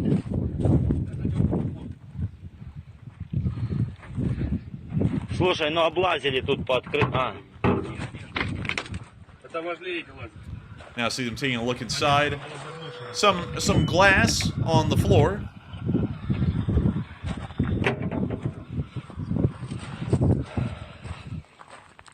Так, следующее.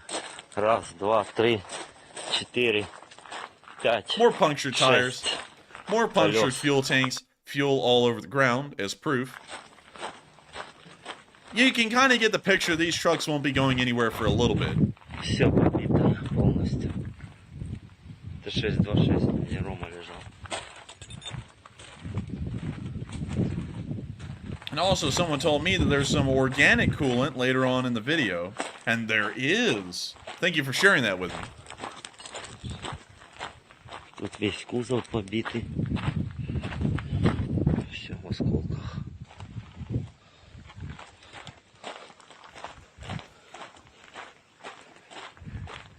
But of course, all of the trucks have been knocked out. Fuel tanks punctured. Tires ruptured. Not a good day for any of them. Mr. E-Man said, is the vehicle insurance going to cover this? Well, it depends on the terms in the contract, and as we've learned, it's an agreement between two or more parties, between the insuree or whoever. I haven't gotten to that part yet in the textbook, but we're getting there. All right. Well, thank you very much. Oh, well, thank you very much. And I can tell you all about torts. Y'all want to hear about torts? I'm just kidding. We're not. You know about that pop tort yet? Man, I know about that pop tort, man. That thing be spicy. But anyways, moving on. Oh, yeah. moving on from that, this little supply truck convoy was pretty seriously damaged and knocked out by that HIMARS missile. It didn't completely destroy the vehicles like you would see on the front lines where it gets burned out and destroyed, but these trucks are inoperable now. All of the tires on one side of the truck have been punctured. I have seen some people in the live chat trying to make that sound like the truck could still drive. I mean, sure, if you want all of the rims on one side of the truck to never be usable again, but they are not going anywhere. And anyways, even if they could, there's no gas in the tanks anymore because they were all ruptured and the gas leaked out. So, you know, it is what it is. It appears that the HIMARS missiles are fairly effective at stopping these convoys. So good on them. And hopefully we'll see more stuff like that in the future. Moving on into the Robotny area, we also saw some Ukrainian soldiers under artillery fire, and this was shown and recorded as a recording was being shown of the clip. This is the first time I've ever seen this. When you see the video of a Ukrainian soldier, and he's showing them under artillery fire earlier in the war. And of course they made it out because he's showing the video to someone else here right now. That was like that perfect like sound effect you get out of cartoons, like. Yeah, it was, wasn't it? That was weird. But still, very lucky to see that they survived. And with that, we're now going to be moving on to our next clip, where we also saw some Russian soldiers were captured. Що ви, хлопці? Готові, блядь? Воювати нахуй не хотілось. Man, I feel sorry. I actually think, Matthew, this might be a violation of the Geneva Convention, because if this guy farts, this guy gets it. Oh man, why'd they do him like that? Oh man, I'm telling you, who's eating beefaroni? Oh man, I'm telling you, it's terrible. But anyways, 2 Russian soldiers captured, and beyond the way they're sitting in the truck, it is good to know that they were captured, and these 2 Russian soldiers will be sitting out the rest of the war in a POW camp. Moving on from that and into our last bit of news of Robotny, we also saw interesting punishment for a Russian soldier, and I can't really joke about this one because this was actually pretty barbaric. We didn't see a lot of it, so I have to say it's not graphic, but if y'all understand the implication behind this kind of punishment, y'all will understand that while the video may have ended, the end result was going to be fairly graphic. Y'all ever heard about how North Koreans punish political dissenters or anyone who's violated the law in North Korea or at a labor camp? Because the normal way to punish these violators is to take their hands and tie them together over their heads. So, you know, like put both of your hands up in the air and then just put your hands together. That's kind of the position that they tie their hands into over their heads. And then they go and they take that, the bound hands, and then they tie that with another rope to the back of a truck. And then they go on a ride, but the person is laying down, usually face down on the ground or with their backs to the ground.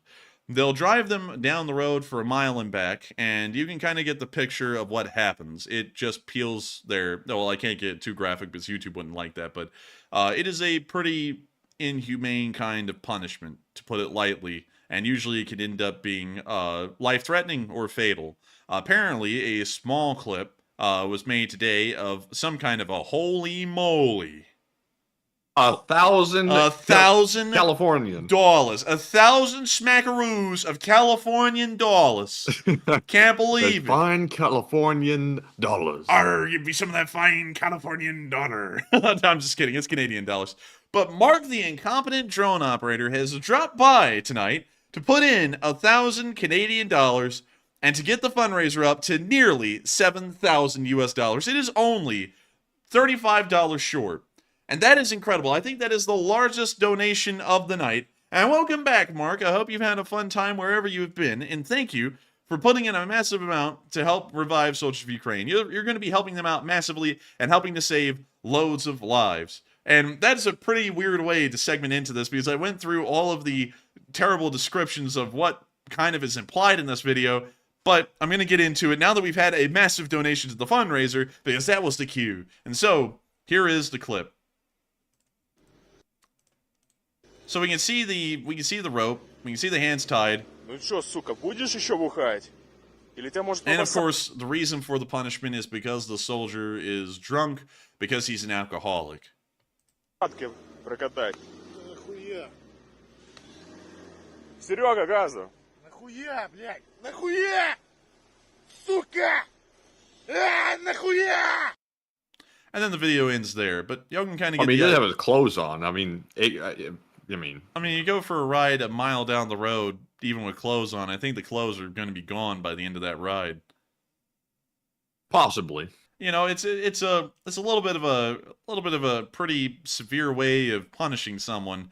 And even though I'm, you know, of course everyone understands, I'm pro-Ukrainian through and through, even that kind of punishment for a Russian soldier is incredibly inhumane. You know, even if we are supporting Ukraine, I think that is completely uncalled for. You know, the Russians are barbarians, sure, but tying a guy up to the back of a truck and then driving him down the road back down, that's pretty barbaric by every single measure. And I think that that is something that shows that these kind of people are certainly not the ones you want running Ukraine by the end of the war, just from a humanitarian aspect. But moving on from that, and down the front lines, I have to end y'all on a high note tonight before we get to the speech from Zelenskyy, because this news was something funny. Some of y'all may have heard of Major Tambov a while ago in this war, or Tomov. Tomov is a little bit of a big guy, and a lot of people have always heard about him. So I'm going to show y'all a little clip of him here. Встреча. Глаз. А? And there he is, Major Tomov. Копье. Y'all know him, right?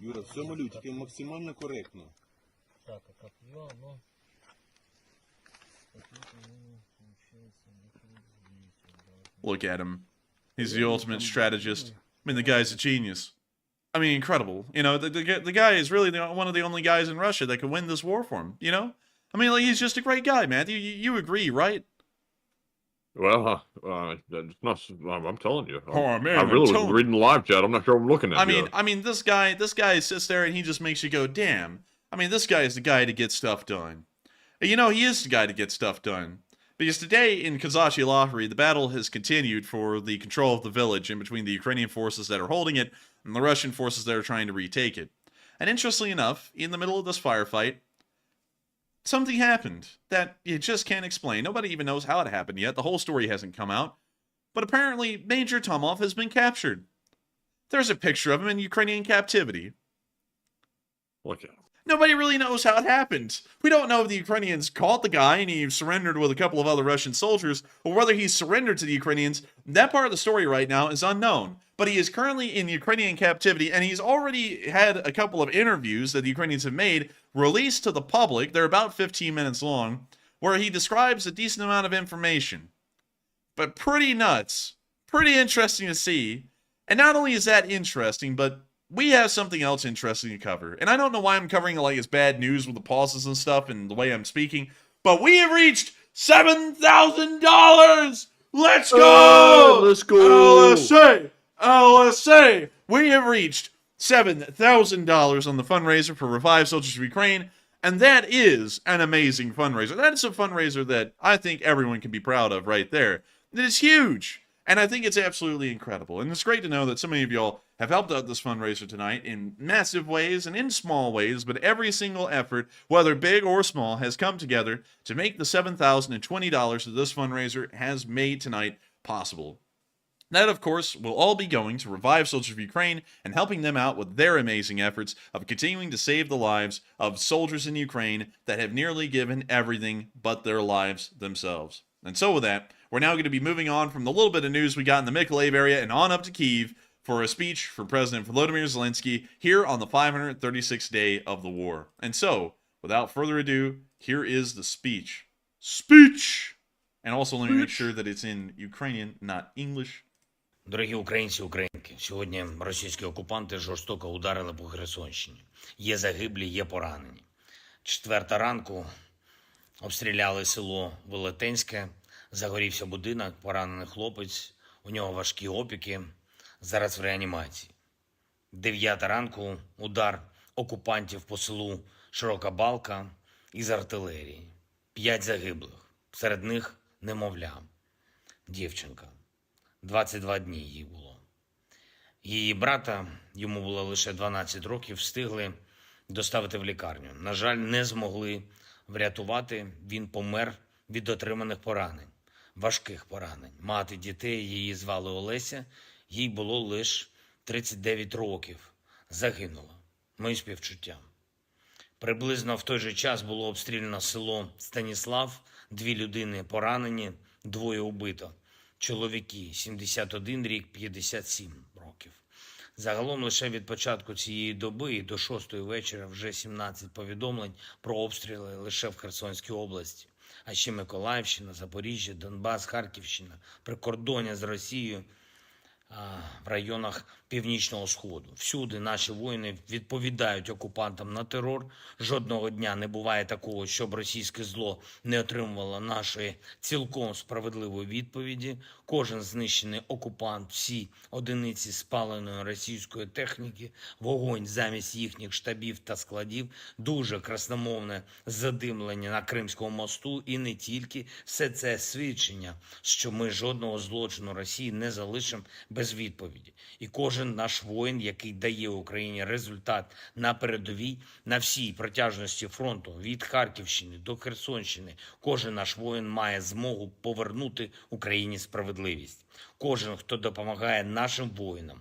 Зараз можуть бути лише дві особисті лінії поведінки: або б'єшся заради України, або допомагаєш битись, допомагаєш рятувати життя. Сьогодні є за що подякувати 95-й окремій бригаді ДШВ за стійкість та результат в боях на Куп'янському напрямку. Молодці воїни, потужно. Перший батальйон 67-ї окремої механізованої бригади, теж Куп'янський напрямок, героїчні, сміливі дії. Дякую. Десантники нашої славетної 79-ки на Мар'їнському напрямку. Дякую, воїни. Мелітопольський та Бердянський напрямок. Дякую кожному воїну, який дає Україні необхідний результат. Бахмутський напрямок. Молодці хлопці. Щоразу, коли є за що подякувати нашим воїнам, Україна стає ближче до справедливості, ближче до перемоги, а російські вбивці на нашій землі ближче до знищення. І лише так можемо створити умови, щоб вся Україна знов стала вільною та безпечною. Російські терористи повинні відчувати одне – їх буде знищено. Ще одне. За кожним повідомленням про обстріли та про поранення наших людей, історії героїзму наших українських лікарів, медичних сестричок, які працюють у прифронтових районах. Я дякую усім нашим медичним працівникам, працівницям, які попри все рятують життя. Відзначу сьогодні тих, хто найбільше проявив себе в допомозі нашим людям на Херсонщині. Лікарі Василь Чистяков, Наталія Кинів, Артур Рахімов, Іван Ососкало – це бригада лікарів Херсонської обласної клінічної лікарні.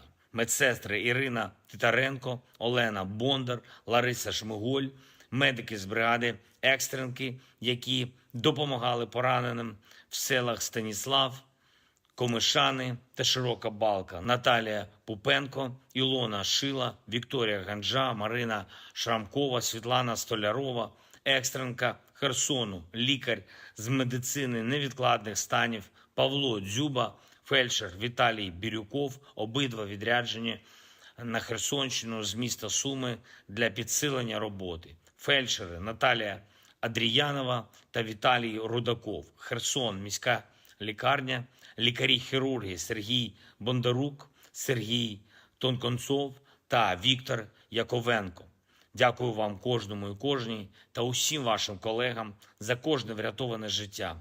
Український народ надзвичайно сміливий та хоробрий. Ми знаємо, що свобода безцінна і вміємо її захищати. Вміємо захищати життя. І маємо пам'ятати, що кожен день повинен давати результат у захисті України. Жодного бездарно проведеного дня. На фронті, в прифронтових районах, всюди, в тилу та від кожного, це дуже важливо, від кожного дипломатичного представництва України. Зброя для наших воїнів, підтримка для нашої держави, юридична відповідальність для російських терористів.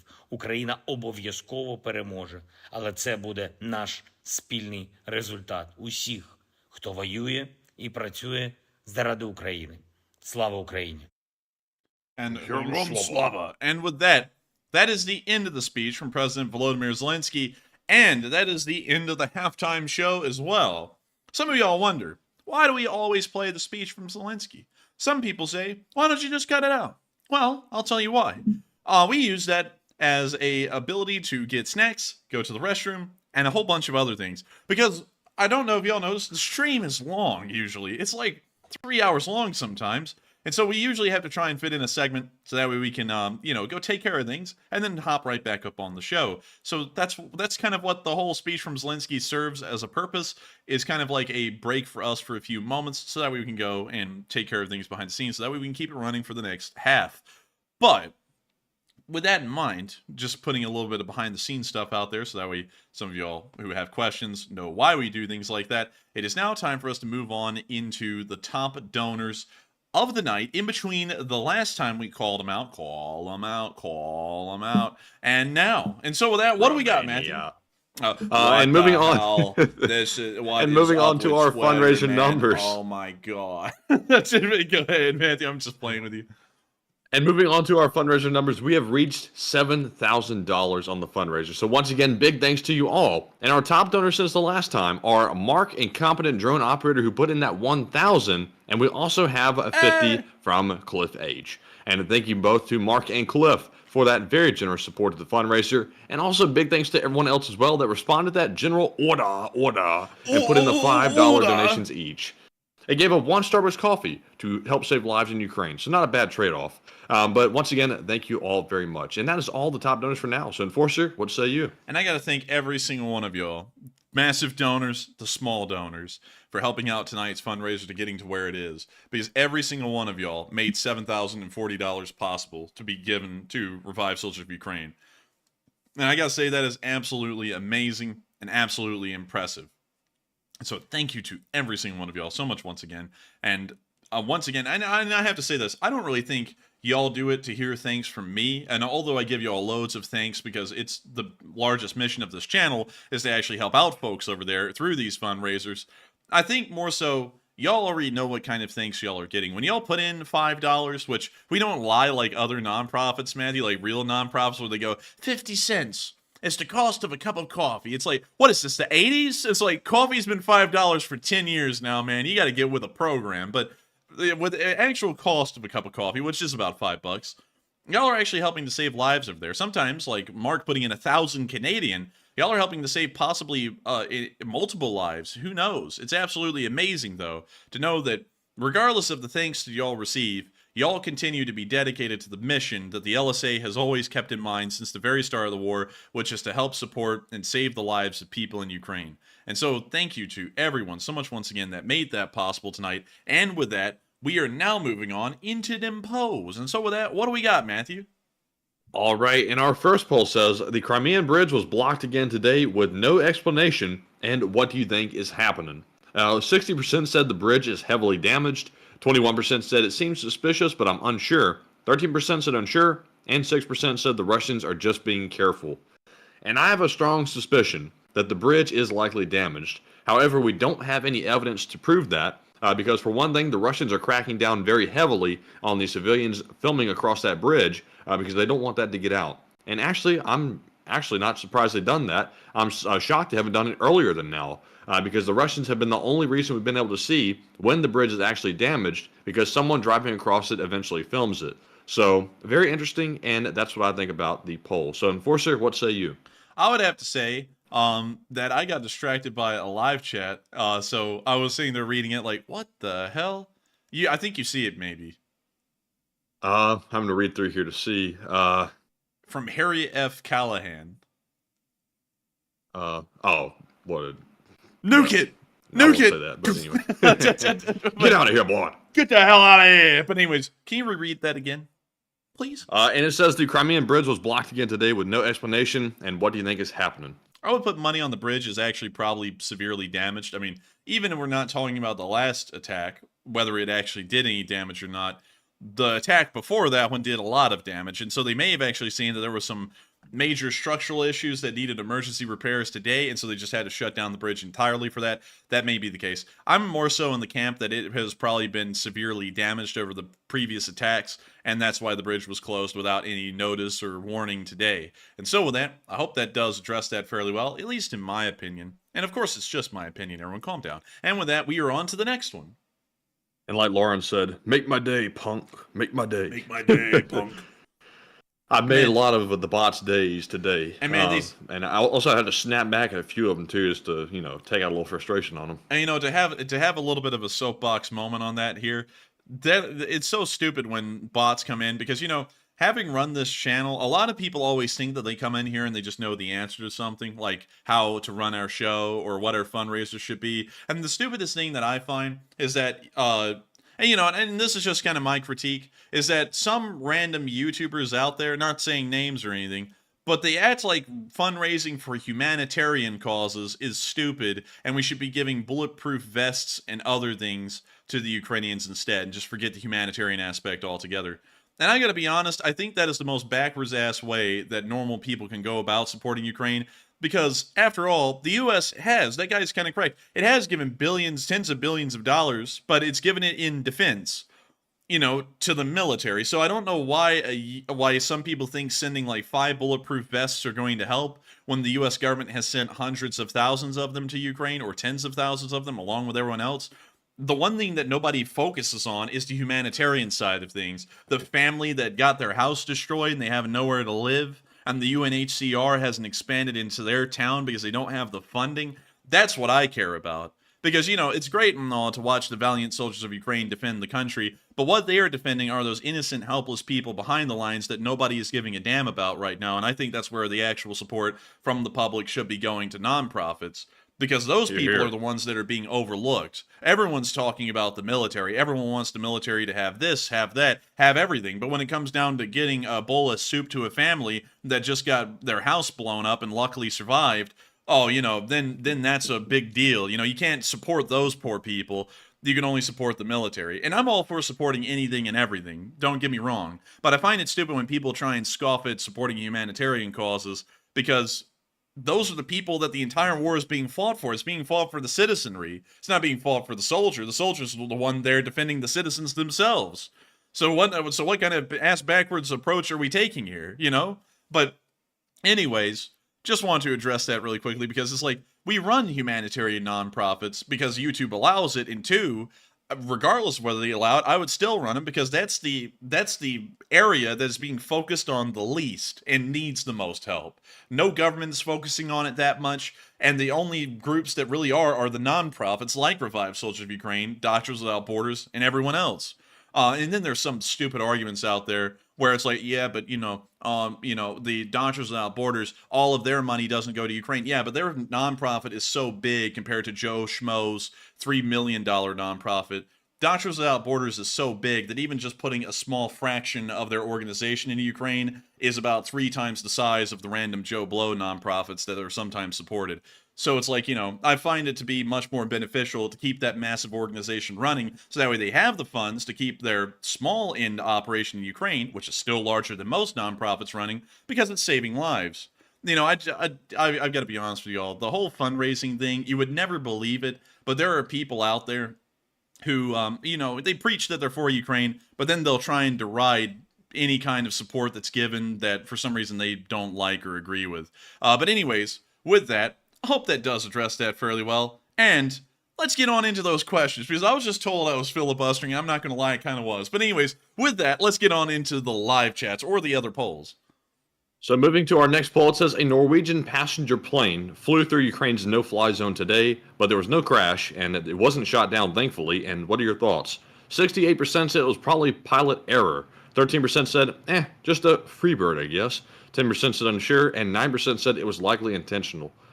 And on this one, I'll be perfectly honest, I'm not sure what the hell happened with that, because how do you accidentally fly through a war zone? Also, if it was pilot error, I mean, that's a pretty bad error, because that could cost all 180 lives on board. And even during non-war time, look at MH17, it was shot down over Ukraine. So, they got some bad situations going on, and that was really dumb. And also, if you're wondering why I put Freebird in one of the options, it was Freebird Airlines. That was who flew across that thing, according to the news articles I read today. So kind of ironic that they called themselves that. But it is what it is. But Enforcer, what say you? Dude, you just hear over the intercoms the song Freebird playing as they're flying over the Ukraine. But that had to have been something deliberate, because in flying longer flights, where was this flying from? It was flying from the Netherlands to Turkey? It was going to Norway, or from Norway to Turkey. Well, the natural flight path for that seems that it would have gone over Germany, over the Balkans and then into Turkey, because that seems like it would follow the natural curvature of the Earth and be the shortest path. And I see some folks saying they diverted because of weather.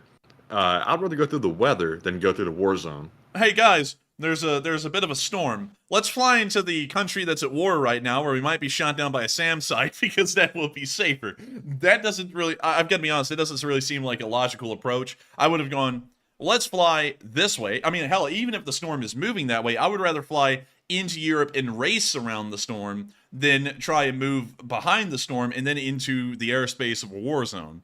That is very dangerous and seems unnecessary. Yeah. So they're trying to go from a free bird to a dead bird. Man, they're trying to really become a free bird, man. They're going to become a free bird spiraling to the floor. But I would say that wasn't really a smart idea. But nevertheless, it did happen. Luckily, no one was hurt. But that is something that is pretty concerning. And I think that either the Turks or the Norwegians should possibly launch an investigation into that and see what kind of decision-making happened in the cockpit where they did that. I mean, of course, they may actually find that there was no fault of the pilot and it was the only logical conclusion that could be made. But at the same time, there could be the chance that they were flying in an incompetent manner and decided to fly into a war zone, which is very dangerous. But anyways, with that, I hope that does address that fairly well, at least in my opinion. And with that, we are on to the next one. All right, and our next poll says, Ukraine reopened Odessa's beaches for the first time since the start of the war, and would you use the beach? 44% said, yes, I would. 7% said unsure. 24% said, maybe, but carefully. And 25% said, no, there's mines floating around. And to be honest with you, if I was in the middle of a war zone, I wouldn't give a damn if there was mines floating around. I'm going to the beach. And it's a very nice beach, by the way. It has a nice like resort look to it. Very nice blue water as well. So I would just look out for the mines and, don't swim near those things because you don't want to hit those. It might kill you. But I would go in the water. Look at that. Villa Otrada. Oh, what a wonderful place. This landmark is just called the Yellowstone. That's it. Yeah, I saw that in the picture earlier. It looks pretty nice. It looks kind of like those beaches in like Mexico, like Cozumel. Like Cancun. Yeah, it kind of does, doesn't it? Yeah, I like it. It's pretty cool. Yeah, I think it's really nice. And if the beach is open, folks are swimming, and I would be swimming with them too. I'm not going to sit there and lie. It is a war, but at the same time, I don't know. I mean, I don't feel like the Russians are going to be trying to slam. Well, they'll slam anything, but I feel like the last thing they would try and hit is the beach. So gotta be honest, I think it's fine. I'd probably go to the beach, and hell, it would support local businesses. It would support the local tourism industry, which Odessa had a pretty big one before the war broke out. So trying to keep some kind of money flow going through the tourism industry there will be helping support the industry, so that way it's on life support until the war ends, and then hopefully it rebounds. So I would say that's good. I would say keep it up, and I would also go to the beach if I was there. There may be the possibility of mines, maybe. But they're definitely there. Ukrainians said they were. They put up a net to try to keep them out of the beach area. Yeah, well, if they did that, I'm sure that the amount of mines that would get through is pretty low. Just make sure not to thrash around too much in the water, because, if you hit one with your foot, it's probably going to take the foot off. So, just be a little careful out there. I would still go, though. I would just kind of go like shin deep into the water. I wouldn't go like neck deep, because I would be very, very concerned if I got neck deep in the water with possible mines floating around. Yeah, me too. I'd be kind of scared. Although, to be honest, I don't really get in the water anyway, like a sea or an ocean in the first place, because, you really got like sharks and all kinds of stuff in there. I just get in the pool. I'm not going to lie. I kind of do too. One thing to me, y'all, about the beach is that when you understand what the sea is a brutal place. I don't even know, once you understand what the ocean is, why people even like going to the beach, because it's like, I just consider it dangerous. I just consider it very dangerous. Riptide sucks you out to sea, you die. If you're not a good swimmer, and I'm not a good swimmer, so I just flat out die. There's sharks, not a lot of them, but if you end up being one of those unlucky people, it doesn't matter the stats, you're gonna suffer. And I'm just not really a big fan of the sea. I'm not gonna lie. I'm a big fan of ships, love ships, but that's not swimming in the sea. That's floating over the sea. So it's a bit of a big difference to me. I'm just not a big fan of the beach, but in the event of it being a war and, kind of in an attempt to defy the Russians, I would go to the beach. Even if I'm not a big beach person or a big swimmer, I would still go there. And so with that, I hope that does address that fairly well, at least in my opinion. And with that, we are on to the next one. All right, and we are fresh out of poll questions, so we're moving back to our live chat questions, and this one goes to Wondering, who says, "What is Ramzan Kadyrov and his band of TikTokers up to these days? A blunder, I'm sure, but where are they?" Dude, I don't even know. No one really knows where the Kadyrovites are anymore because they're like appearing everywhere. They appear in Belgorod on the front lines a little. In Bakhmut, they got beat badly recently, and then they were also in the area of Volodar as well. So I don't really know where they are at the moment because they're like Waldo's world. Well, like, where's Waldo? They're just popping up everywhere, and it's really hard to find them. But the last time we heard about them, they were in Volodar, and they had gotten beaten badly. So the TikTok guys are out there somewhere. It's just that they're not doing as much as they once were. And so, with that done, I hope that the dresses that are fairly well done. And with that, we are on to the next one done. And this next question goes to John Underwood, who says the Russians are firing upon stopping non-belligerent flagged vessels in international waters in violation of international maritime law. And when is the world, the useless UN and NATO, going to put a stop to it? Man, that was a heavily worded one. The useless UN. I'm not going to lie, though, it kind of is useless beyond the humanitarian aspect.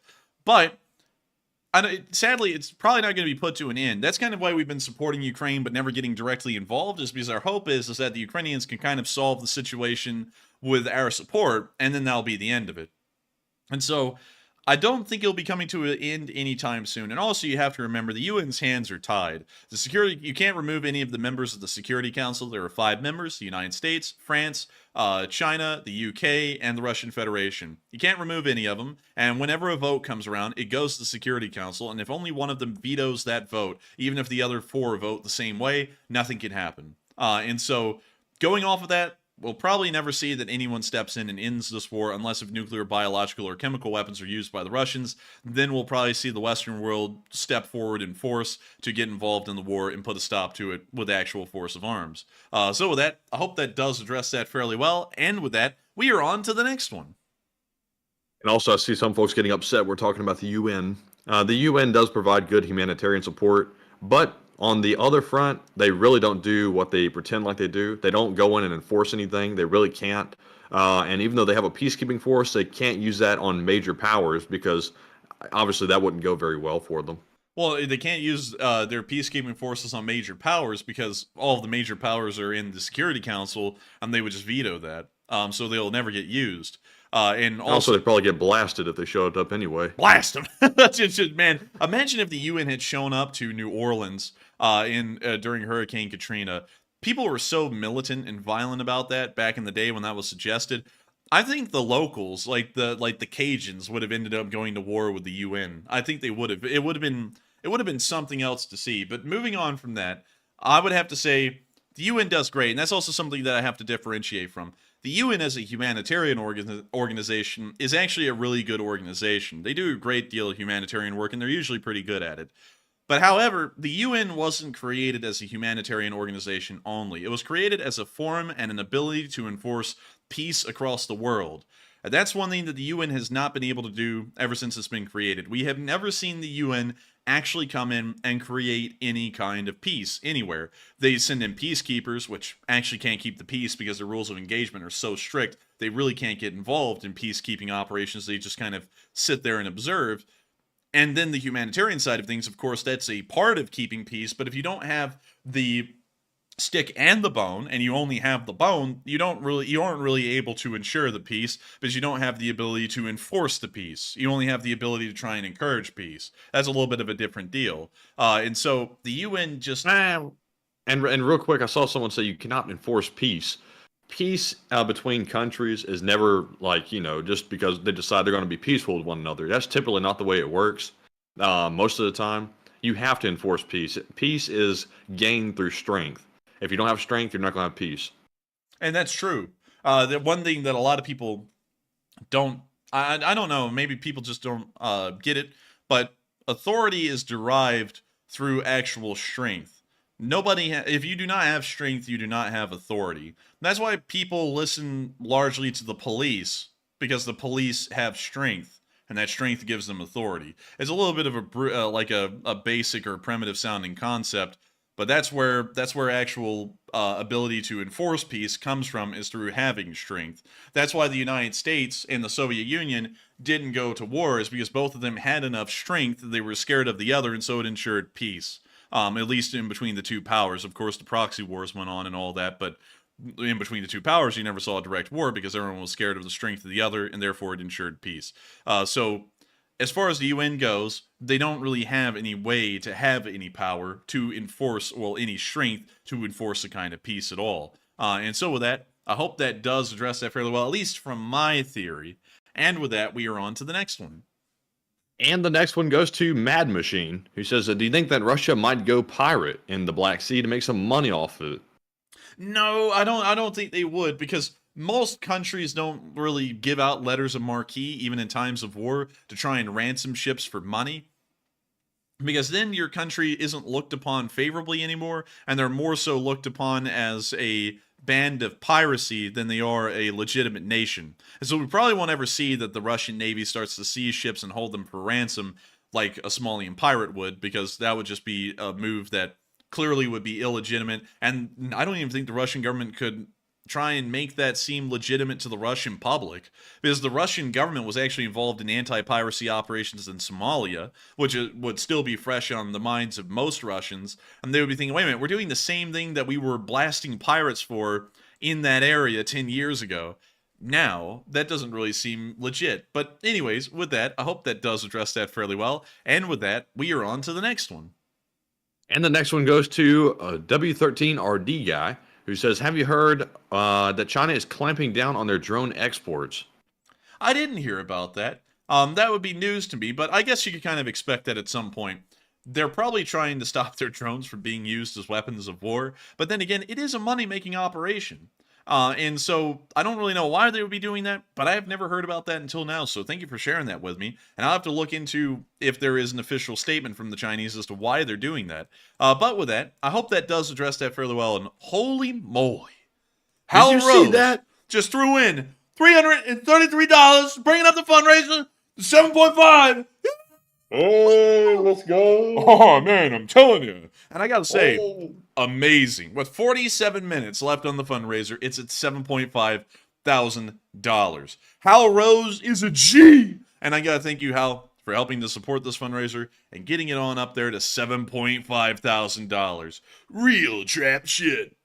Trapaholics. Damn, Walk son. with your boys. Damn, son, where'd you find this? And thank you, Hal, because that is absolutely incredible. And so with that, we are on to the next one.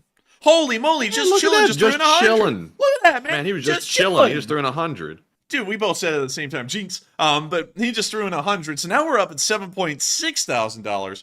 We might even reach 8 by the end of the stream. I don't know, because it's starting to pick up again. But incredible, absolutely incredible. $7.6 thousand. I need to tell y'all, I'm always ecstatic whenever we raise any kind of well, really anything for the fundraisers, because it really excites me that we actually help out in a big way on the channel. So I get hyped as hell whenever I see that we're getting up towards 10,000 or so. I'm like, oh my god, we're actually making an impact. 5,000, we are making an impact. 10,000, we are making an impact. It's a big deal. So damn, I mean, impressive. And thank you so much to Hal Rose and Just Chillin' for just chilling on the stream tonight and helping it to get up to 7.6. And so with that, I hope that does address that fairly well, and we are on to the next one. And up next, we have a question from Carl Young, who says, do you think it would be better if Russia were to use some sort of WMD or attack a NATO country and involve NATO directly? No, I hate to say it, I don't think that would actually be a good thing. Because if they use a weapon of mass destruction, hundreds of thousands of Ukrainians may die. That's going to be horrendous. And I don't really think that getting NATO involved in the war is worth the price of hundreds of thousands of Ukrainian lives, innocent lives that were shed for that reason. And I also don't think that Russia attacking NATO would be a good move either, because NATO would so thoroughly defeat the Russians on the battlefield that war would go nuclear. It wouldn't just be tactical nuclear weapons used by doctrine on the battlefield. That would turn into a all-out, mutually assured destruction situation because of how thoroughly we would destroy them if no peace agreement had been reached up until that point. So I would actually say it would not be good for either of those situations to happen, because one involves the loss of hundreds of thousands of Ukrainian lives, and the other one involves nuclear Armageddon as its end result. And of course, we can always look at the short term of getting NATO involved, but you always have to remember what that will actually turn into. And that's what we've been trying to avoid this entire time, is nuclear war that will end the world as we know it. And I know a lot of people are going to say, oh, yeah, but, you know, like 2/3 of people in the United States would end up surviving that nuclear war. They're not going to come into a world, though, where, well, that they know. All infrastructure as we know it right now will have been destroyed. These people, the 2/3 of them, most likely a third of them, well, actually half of those 2/3 that survive, will not survive the first year. And also, there will be no modern amenities or no understanding of modern industry anymore as we know it. All of that will be completely gone. These people will be pushed back hundreds of years in time, and they will have to practically restart from the beginning of the Industrial Revolution, if anything, maybe even further back than that. And that's something I don't really think is worth it. And so with that, I hope that does address that fairly well, at least in my opinion. And with that, we are on to the next one. And the next question goes to TD, who says, is the U.S. experimenting with new drone technology in theater in Ukraine?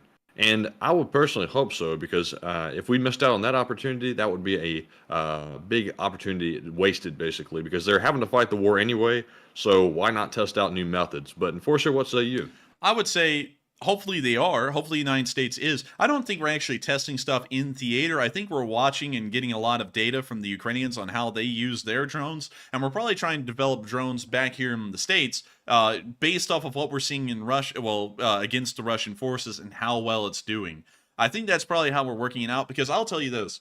The United States is always looking for ways to sink millions and billions of dollars into brand new weapons development programs, because through those billions of dollars, we give ourselves advantages that no one else in the world has in the military sphere. And so watching this war unfold and seeing how important just small, inexpensive drones have become, we are certainly looking into trying to figure out how to implement that wide scale across the entire U.S. military. Probably the Army, the Marine Corps, hell, the Navy. I bet you that small drones like that would actually find a purpose in the Navy fairly well, especially man overboard situations and stuff like that.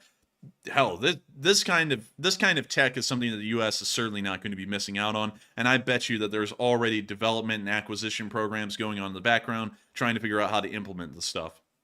And so with that, and East Malibu said it in the simplest terms, we kill best, and the U.S. does. We spend so much money to do that, it's unbelievable, and we end up succeeding. I mean, it's not like the Chinese or the Russians, where it's just kind of like a half-baked attempt. We actually spend that money, and we actually get something usable out of it, regardless of what people want to say. And so with that, I hope that does address that fairly well. And with that, we are on to the next one. And the next one goes to Super Action General, who says, should NATO start escorting vessels in the Black Sea now, or would that trigger a World War III for even trying to sail near Ukrainian ports? Probably would trigger World War III, because the Russians would say, and in this case, I'd actually have to give way to the Russians.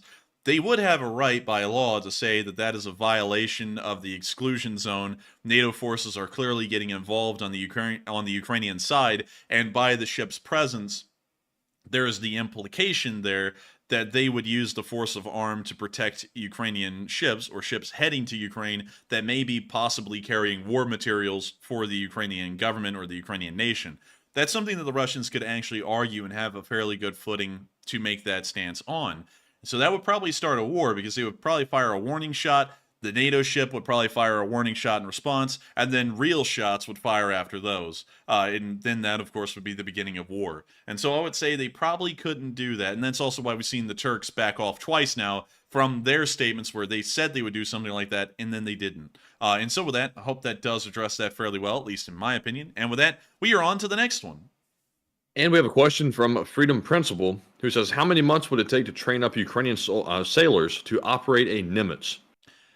Ooh, I don't even know, because I would have to be honest with you. I would have to declare ignorance on that. I don't really know a lot about the training cycles for every single crew position in the Nimitz-class carriers. You have to understand, the Nimitz is a city at sea, and that also reflects in the wide variety of jobs that most of these sailors have on board a Nimitz-class carrier. There are hundreds of different jobs, and I don't really know the exact training cycles for all of them, so I'd have to declare ignorance on that. But I would assume at least 6 months to a year. I would just put it in that broad timetable. It would at least take that much time. And so with that, I hope that does address that fairly well. And we are on to the next one. All right, and our next one goes to Lee G, who says, could an aircraft carrier move into the Black Sea? Could an aircraft carrier move into the Black Sea? It could. We have seen aircraft carriers travel through the Bosphorus before, at least once from what I can remember. So it is not out of the question that they could make it into the Black Sea. The problem is that the Turks have closed the Bosphorus and the Dardanelles off to all military ships, both Russian and Western, from entering or exiting the Black Sea. So we would have to deal with the Turkish problem first to get the carrier there, but technically just navigable water-wise, we could get an aircraft carrier into the Black Sea. It's just a question of the diplomacy with the Turks at this point as to whether we would be allowed to or not. And also some people are like, why in the world would the Turks not allow that? They're trying to keep the peace in their own way, and that's the best way they can to avoid further escalation where it may be unnecessary. And so with that, I hope that does address that fairly well. And with that, we are on to the next one.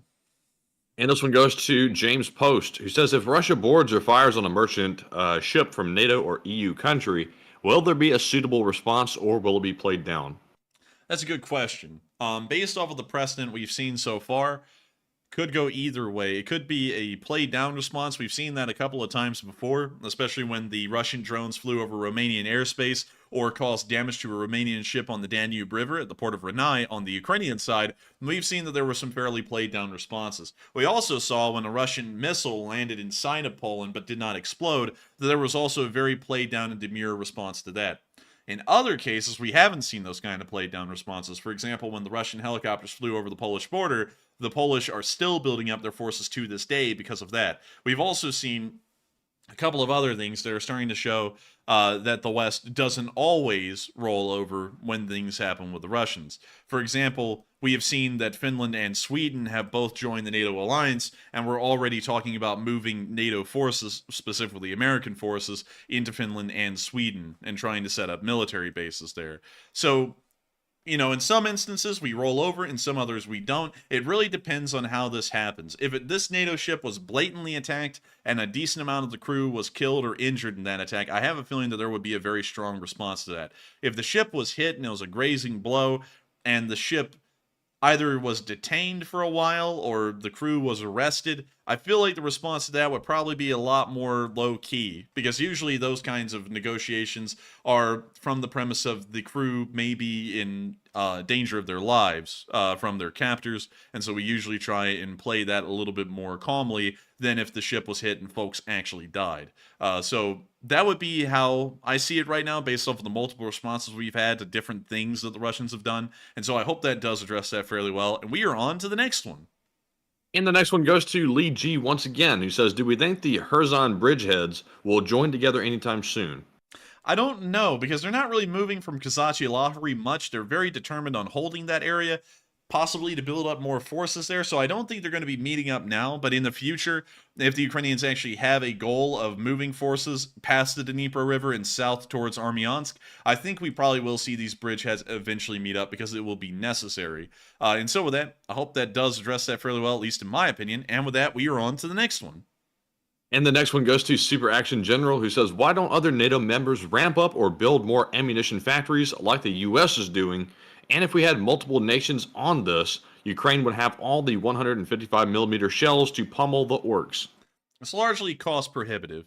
And of course, this is a bit of a divisive topic, interestingly enough, but some of the larger NATO countries aren't actually meeting the percentage of GDP quota that has been laid out as necessary to be in the NATO alliance, which is around 2% of your GDP must be spent on national defense. A decent amount of countries, including the Germans, interestingly enough, who have been bumping up their military budget, still fall under that 2% margin by a good bit.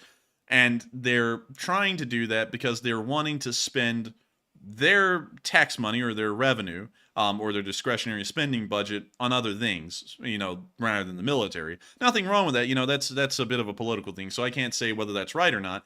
But at the same time, that also limits how much money they can throw into things like giving out contracts for new munitions plants to open to support the Ukrainian war effort. And so that's why you're seeing that really the United States is the only one doing it, because we're really the only one appropriating the money and sending it in that direction for that to happen, while other countries are kind of slow to respond or aren't really responding in that way. Also, by the way, I have to say this because Greg Huey said it, and we've always got to give a shout out to Poland. Poland is killing it. Poland, by percentage of GDP, is blowing the United States out of the water. The United States spends something like 3% to 3.25% of our GDP per year in defense spending. The Poles are up to 4%. They're actually the highest in the entire NATO alliance, and they have been slaughtering. I mean, the Poles are absolutely incredible in every respect as far as this war is gone, and you can't give them enough credit for what they've done. You know, of course, they're not the United States. They can't do what the United States does because we have a $22 trillion GDP per year. They only have about $1 billion.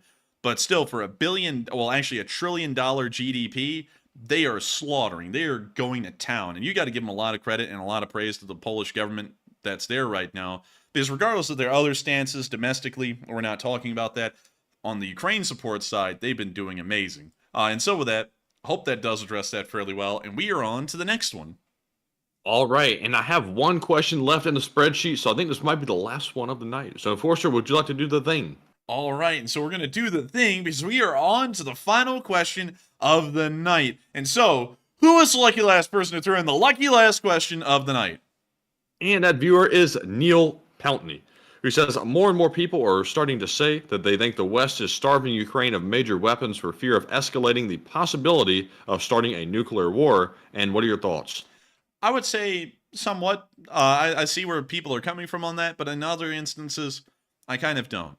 Because we are providing Abrams. The Abrams are clearly on the way now. They're inside of Hungary, and it appears that they're transiting towards Ukraine as we speak. So the Abrams are finally there. It's just taken a long time. And the F-16s are on the way, but, you know, they threw in the whole English language requirement, which is going to extend that another 4 months into the future from what we originally thought, which was going to be around the end of the year.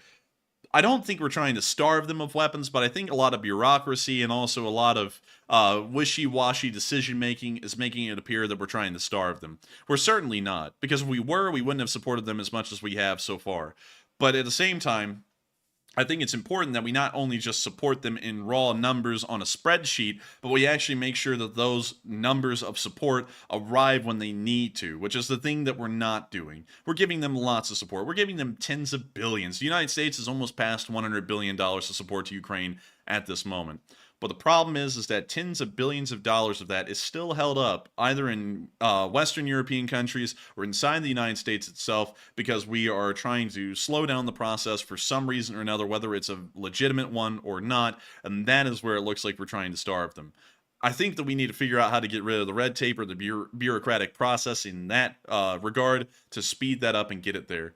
Because I think that's where the real problem lies. It's not in our lack of support for Ukraine, but it's our lack of commitment to get the support there speedily. And so with that, I hope that does address that fairly well, at least in my opinion. And with that, we have reached the end of tonight's stream. A live stream for the books. 7,000 of y'all, nearly, actually 6.8 thousand of y'all, were on at the peak tonight, and we were completely honored to have every single one of y'all on with us tonight as we continue to push this fundraiser on into space. Throughout the massive efforts of the Lee Spring Army tonight, every single one of y'all coming together, both hitting the like button, sharing it with your friends, and supporting both big and large, this fundraiser has been able to reach $7,653 in support of revived soldiers of Ukraine. A monumental amount. And an amount that will change the lives or save the lives of dozens of Ukrainian soldiers through revived soldiers of Ukraine. This channel tonight has not only reported on the news, but has become a part of the news itself. It is actually going to be changing the way that this war turns out in a very small way by helping those Ukrainian soldiers that have nearly given everything but their lives to defend this nation and to give us a nation to support and to continue to cheer on up until this very day. If it wasn't for every single one of y'all and the over $1.1 million of support that y'all have given over the course of this war, this may have turned out slightly differently in a very small scale. But nevertheless, thank you all so much once again for watching tonight. It's been an absolute honor running this fundraiser. We will not be running a stream tomorrow. As many of y'all know, that is our day off. But we are dedicated, regardless of what's happening in the background, regardless of law school, and regardless of the workload, which we've actually been trying to manage fairly well today. So I think we're on top of things for now. We will be running these streams 6 days a week starting at 10 p.m. Eastern Time every single night and running every single day except for Mondays. We will also be putting out our short war segments, which appear to be gaining a lot of traction. Yesterday's got up to 430,000 views. Today's nearly got up to 180,000 views. So apparently a lot of y'all are enjoying that, more so than are even here right now. And so we'll be making sure to try and keep those coming, so that way y'all can keep on getting the war news from where y'all have always been getting it from, which is this channel. So thank you all so much once again for watching. Please make sure to like, comment, and subscribe. And good night, good luck, stay safe, take care, Slava Ukraini, and long live the Least Spring Army. The Least Spring Army never dies.